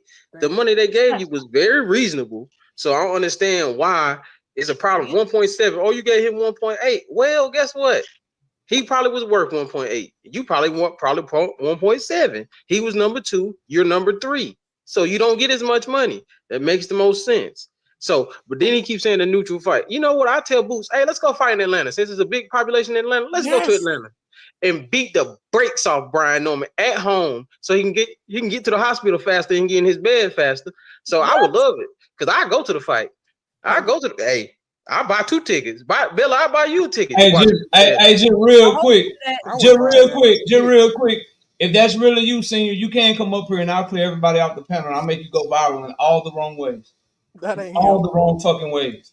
I'll make you go viral in all the wrong ways, nigga. You'll be the most talked about nigga on YouTube tomorrow if that's really you and you think I'm full of shit and I'm saying bullshit right now. I promise you, bro. I promise you, bro. I will clear everybody off this motherfucker and I will just have me and you up here and you will go viral in all the wrong ways, my nigga. All the wrong ways. I'll have you out this bitch looking like the duck you really are, bro. Shout out to World Animals with the 2 pieces and the super chat. He say delusional at its most high. All right, go ahead. No, I agree with what Dondrick said, bro. Was homie done? Man, KO, why you don't think? Yeah, I'm done. Wait, I thought I was next. I thought homie was next. Yeah, go ahead, Bella. I want to hear you talk. Go ahead, Bella. I just had a question. So when Mario Barrios, I think at the end of 2023, right? Well, he said he was ready to, or his team, excuse me, Bob Santos said that Barrios was ready to fight Boots Ennis, and he ended up fighting, I believe, Abel Ramos on that Jake Paul Mike Tyson card, and he fought Abel Ramos. Was he ducking Boots? Yes. Yes. Okay, I just wanted to ask a question. Okay, yeah, just keep it. They all duck Boots actually. Okay. Stanionis did as well. More money. They Why actually don't you think Boots got to pay what he weigh? Like everybody What else. talking about? That's what I said. Why don't you think he got to pay what he weigh? So give him $300K like they usually get. Then how about that? That's how much y'all worth. $300K. That's what I'm saying. Y'all worth $300K, but you're getting an extra 1.4. How do you know he's worth $300K with that belt? His own daddy said it, Bella. Yeah, that's what he got the last fight. That's his worth. No, sir. $300K. That's what he got the last fight. That's what his worth is. Correct. But unification. Hey, so what y'all call it when you deny a fight like that, man? He didn't deny it. They didn't get to the number he wanted. Man, get the fuck. And he damn sure didn't get it in his last fight. So that's I'm not an accountant, though. I don't care. That's 1.8. You can't. Bella, you clearly care because you would be up here arguing if you didn't kill now. No. I just don't believe Boots is the boogeyman. I just don't believe Boots is the boogeyman. That's why I can't if you ain't never made $1 million off of one fight, man, a nigga offer you over $1 million, man, you should take it, man. No, exactly. If you ain't never even touched $700,000 off a fight, that's why he didn't hire you. Ain't never even touched $700,000, $600,000 off a fight. Listen to these fans. Man, if you ain't never touched over 600,000, you should take over $1 million. If No, you he say shouldn't. $1 No, he million, shouldn't. This nigga never headlined one card, nor did he ever has sell headlined one cards. ticket. in the middle. He has headline I just cards. don't The headline understand. cards, they sold like 10 tickets. Nobody on this panel is an accountant. Hell, fucking tax day is blessing, tomorrow. bro. Did any of y'all finish y'all taxes yet? Take a pay cut. So what Tell you him, saying, Bella? Bella. So you saying Brian Norman ain't duck? He Tell him, ain't do Bella. nothing that's. How do you know he ducked? You don't see any. You haven't seen any paperwork. What's your definition of a duck then? How? But my question is, how are you coming to the What's your conclusion this is definition of a a duck? duck? That's all I'm asking. No, you What's your explain how you came to the conclusion he's a duck. Nigga, because he didn't take the offer. Well, he I'm didn't not- take. He didn't take. So He didn't take what they offered him. So he ducked. Nah, give him what he So wanted. he should take Y'all any know offer. Pastor Troy Weird, rolling bro. over his grave, Bro, right? that shit don't He work should like have to that, bro. negotiate. It do work like that. Why are y'all so mad? We just Eddie want the don't want price. We Then just he bought said, the boost. "Stand on his more money." One at a that's time, like- y'all. Money. Hey, real quick, one at a time, bro. One at a time. I can't It's do nothing to it. be Bella. mad about. Hey Bella, that fight ain't gonna never happen. To 'Cause you, they, I think it'll I happen at promise some you, that point. fight ain't gonna never happen. By Boots the don't time they want to won't want fight to fight, Norman, Boots man. gonna be at 154, and then they gonna Boots try don't to say want he's to ducking. fight Norman. Just He like I gonna told run. you, Boots took a pay cut to fight Stan Jonas. He took a pay cut. Is he willing to take the same pay cut for Barrios or for Norman Jr.? He We was don't taking know. a pay So cut just to hold fight on. second. So just, I don't just know. so I'm I'm clear, not saying he has to, but is he willing? just so I'm clear, we're asking for Jaron Boots Ennis to take a pay cut and give a nigga an extraordinary raise at the same time. Or Eddie Didn't Earl Hearn, Spence do it? or they get Didn't the Earl money. Spence do it, He's a KO? You boogie, gotta man. pay him. He's a Because this boogie. nigga He's name a it. This So nigga listen, name it But the Earl different was Spence. Bud actually to y'all, headlined the card. hold Bud up. actually sold So to tickets. y'all, hold on a second. So to Spence y'all, did it. that's the right thing to do instead of asking a nigga that's already getting the pay raise to stop being such a hoe and take the money. Spence did Like it. so, He Devin did so did it it. the thing to do, the thing That's to what do they is do. to ask I'm not the asking nigga that's already giving somebody the huge raise to not only get him a huge raise, take a pay cut so they can get an even bigger raise. Yep. That shit's No, He he did didn't the crazy. pay Bro. the same Stanionis thing that like he That's could do Stanionis it got. for crazy, Junior. dog. No, Yep. that's what he That's did for He did crazy. Stanionis. the It's He not Stanionis. wanted He the could do crazy. it point. for Norman. It's He not You wanted the can't crazy. do it for the 0.5 black more. It's man, not KO. crazy. You shouldn't have He did it wanted for the He That's could do it Stanionis. for It's the not crazy, black crazy. man, bro. but he could do it for the white man. But that's Hey, not That's crazy. He did it crazy. for That's Stanionis. crazy. Why you do it for Bella. He ain't Stanionis? trying to Now look you out set the for his brother, standard. KO. Hey Bella, before this Stanionis fight, was he a duck then? Because now y'all trying to like move the goalposts and say Nobody now moved No, he any was a he duck. was goalposts. So before this, he before was y'all not a even knew duck because about this they with the didn't finish Stanionis, the was he a duck then? negotiation. Was he a We duck They didn't. didn't then finish before the y'all knew about the negotiation. Stanionis We don't stuff? have to talk about before He Stanionis was because the never fight a duck. happened already. We don't have to They talk Bella didn't about just want to finish before. the roll it over his negotiation. grave Man, How right was now. he a duck? niggas keep saying how he a He a duck. duck. They What's saying your he a duck definition of because a he can duck, take man? what the Boots wanted him to take. Hey, They Ronnie, you didn't Not even think finish a duck. the Boots is the boogeyman at negotiation. How 47? is he a duck? You Yes. said what? You Shout said out what? to shout out to 2 Cents Boxing being a member for 18 months. Why go for undisputed if I gotta get low ball? That's a great question. What you say, Earl Bella? Spence did it. What'd you say, Bella? Devin Basically. Haney did it. I just And asked it. Do it's you already believe been They that just done. naming Boots these is the type of boogeyman fighters at to 47? Brian Norman. They Devin It's took only already him been had to Come done. on, one man. belt. see. No, Hey, I'm KO. hey, He real, only hey, had hey, comparing real one. quick. Boots to Them him. Hey, same hey, niggas real quick, talking, man. Them real ain't quick. niggas talking, Hey, man. just real quick. Hold on, real quick. Smartest decision you ever made for yourself. Smartest decision you ever made for your reputation, for your PR. Go over there where they ask you shit and let you lie your ass off, bro. Because if you Is that come over here and is this that pressure really him cooker, though? boy, I do you dirty. If that's really you, and if it's That, not really you, somebody can get the message to you. And yeah, I'll do you bad, bro. I doubt that's Really, really really him though. bad out here. This I ain't ain't that. even. I don't I need think no. I'm that's not him. doing no. This ain't no softball interviews. I ain't asking nigga to be here. I'm not begging for no clout or no shit like that. Come show me I'm full of shit, cause you know I know what I'm talking about. Y'all duck that fight, bro. And if you feel any type of way about what I'm saying, bro, we can talk like men. And I'll have you looking real dumb. I'll have you getting real mad, and looking real stupid, bro. Yeah, be out. That's a very smart decision. This ain't one of them people you just get to ask. I'm gonna ask you a question and you just gonna run off and talk a bunch of bullshit, bro. This ain't that. You better ask these niggas what I did to Bill Haney, and he better at this shit than you, nigga. Real talk. Bill Haney Chill done out, bro. Dang, Chill out, bro. KO, you cutting a promo? Damn. Yeah. That's right. Why is he Cut How it putting you him up. on gonna the just Goddamn lose camera? Brian Norman? Cut it up. Wow. Goddamn right. Wow. Shit, goddamn I right, doubt yeah. that was I him. doubt it, Was bro. that really him though? You can click on his page to see if that really was him though. I want to know what's the I don't have time. definition I of got a my duck. shitty on up. That's what I want to know. So y'all believe Boots is the boogeyman at 47? I ain't never said He that. got I'm the saying ring that belt. nigga duck. He got Nah, the ring hell, belt and he got 2 other belts. Boots The ain't ring People gonna been belt Boots fight say ain't saying he got the the no. ring he's boogeyman. the belt. Yep. boogeyman. Boots ain't one gonna at a fight time, no. man. Cambosis was the boogeyman then. Hey, You y'all let me can't Hey, catch be. the his super father chat, man. did Shout out to fine. 10 with the 2 piece in the super chat says Norman fans on the panel deflecting like a muff. Yeah. You can't How be we the We on the boogeyman. deflecting? Hey, panel let me Asking jump in deflecting. us here. to pay him Good the question. money. We You on the can't be a panel. boogeyman That's if your crazy. Hey, legs stand to the line. y'all let me hear from double man, because double be kind of low key. He don't be talking over people, man. Go ahead, double. We listening, bro. Yeah, salute to everybody. I like to answer that question. I don't really think he's no boogeyman. I think when he rehydrates, he's much stronger. When he rehydrated, he looked much bigger than that guy. So of course he could take them punches. I mean, a lot of it has to do with, are your favorite fighter fighting in a right weight class? Like, and here's another question.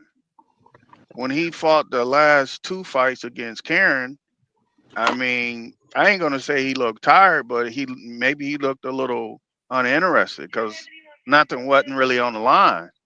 But this Yeah. fight right here, he came out swinging. But you also got to think he rehydrated too Mm-hmm. to a better weight. That for it will give you a better performance if you got everything that you need. If you can only rehydrate because of the IBF 10 pounds instead of 147, he only shot up to 157. what's his real weight? I mean, what class should he be in? I'm not knocking what he did. I think the performance was great. I was happy to see the old boots, but I do think at 147 right now, ain't nobody messing with that dude. I mean, all the smoke. Everybody on the panel know all the smoke for Boots is at 154. It That's ain't a fact. nobody right now there's no competition at 147. I So mean, what it's I all say to this that over there, whining. what I say to that, bro, now I'll let you finish your point. What I say to that is, and now he unified, so there's no more rehydration clauses. When he was just the IBF champion, they had that 10-pound limit. Then he had those issues. But now that he's a unified champion and he has more than one belt, now as long as he make weight, it's on and popping, bro. So it's gonna be night night. It's gonna be curtains for a lot of shit. But go ahead and finish your point, bro. I just wanted to make sure I added that in there. Right, right, no doubt. And far as Brian Norman, okay, he got a belt. So back in the old days, everybody fought. But I ain't gonna say if he ducked, he ducked. I don't even care about the duck, and nobody cares about that. If you're a fan of the sport, you want to see the fight. So I would say to him, get away Stop from ducking. Top Rank if they can't promote a black fighter. Be somewhere where if you should happen to lose, or that you still got a name, because his name is, I mean, sometimes we want to get mad at the fighter, but sometimes it's the promoters. It's Mm-hmm. kind of both. Because he's Exactly. really, I can't get mad at the man for protecting his, if he lose that belt and he lose that O, how many fights is he really gonna get? Instead of 300,000, he goes down to 100,000. I'm not counting his money, but if they got a plan, hey, they got a plan. I don't care. But if Can he I ask don't a want to question? fight, Can yes, I ask go you a ahead. question? He's 23 years old.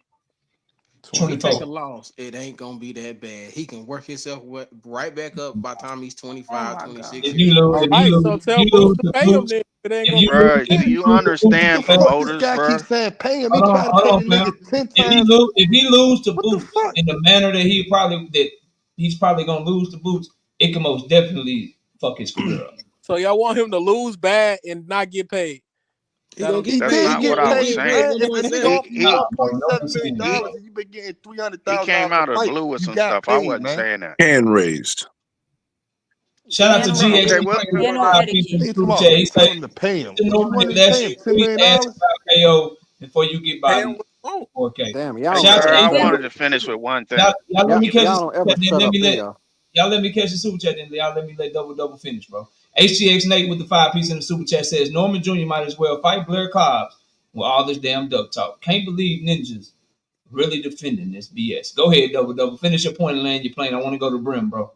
So go ahead. Well, one thing I really wanted to finish with, you know, let me say a little bit about Shakur. When he was with Top Rank, yeah, he was considered a side fighter, but then when he got to Matchroom, his value was really shown when they put him on the undercard.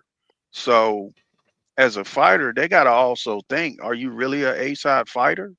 Because you asking for this retarded money that your promoter ain't paying, and from the looks of it, and this is just common sense, he don't look like an A-side fighter right now.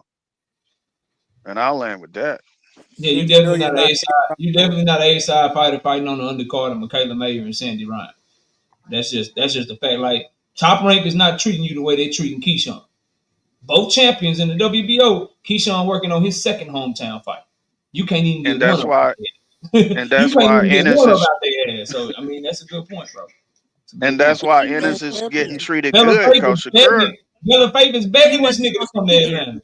She can't get Brian Norman Jr. in Atlanta to save her life. She's like, damn, Brian, when you gonna fight in Atlanta? She But he begging wasn't for this. supposed to be there though. Santion was supposed to be there. It was supposed to be Norman Jr.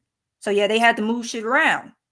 They still ain't moved it for him. The move they did was you gonna They fight Norman will. Joe Jr. Taylor, had his baby. contracts already signed. I don't even think y'all Brim, what listen up, to Brim? this nigga I father only got a talk. few minutes. Y'all let me hear what Brim got to say. Brim, All what's right. good So with you? first and foremost, I want to give Boots his phenomenal credit. And this is what I expected from him, knowing that he was going to be able to rehydrate. And Stanley Onis is a solid fighter, but when you've only been able to really fight one time in the last 3 years, I just didn't expect him to be sharp enough to be able to go the distance. So shout out to Boots. Congratulations, first and foremost. And he's a formidable foe to anyone. We're going to start there. But I'm Team Norman, and I'm privy to a lot of things that a lot of people are not privy to.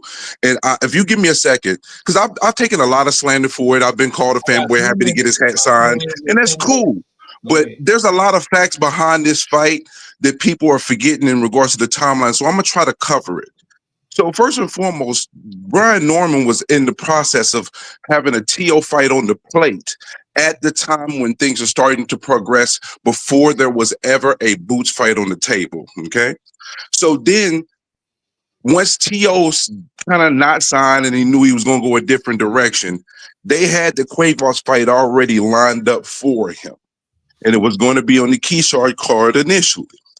So when it came to Matchroom and Boots, they actually went to Stanley Onis and Barrios first. What do I know? Barrios got offered almost $2 million. Stanley Onis got offered almost $1.8 million, and neither one of them paid Boots and them no mind. Okay? They went to Norman last. He was the last offer. They lowballed Norman on 3 offers, just so you know. But so we talk about this 1.5 and 1.7, and I'll get to that. And I'm going to be fair to Eddie Hearn as well, because the fact of the matter is they had only maybe a week to make this fight. Okay?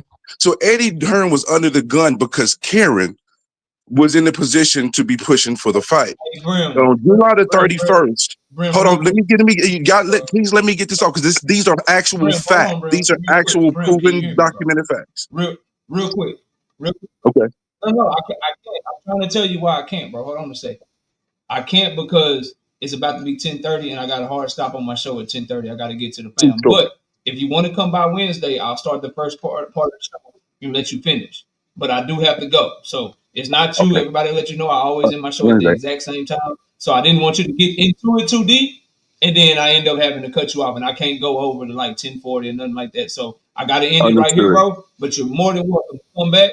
And if you want to come back, and whenever you get back and you say, hey, KO, I'm in the chat, I'll drop the link for you and we can pick it back up right where you left off. I appreciate it, because I really want to give the timeline facts behind this, because it's not a right or wrong in regards to this. It's just what it is. And a lot is being for promotion. I want you to be heard. Open your pocketbook, Eddie. So when I'm live Wednesday, if you want to come back, you're more than welcome to come back. Shout out to Miss KO. What time Wednesday, bro? I'm live 7:30 Central Time on Wednesday. 8:30. That's enough time for me. I appreciate y'all coming through. Everybody have a great night, and we'll catch y'all Wednesday night. We gone, y'all. Peace.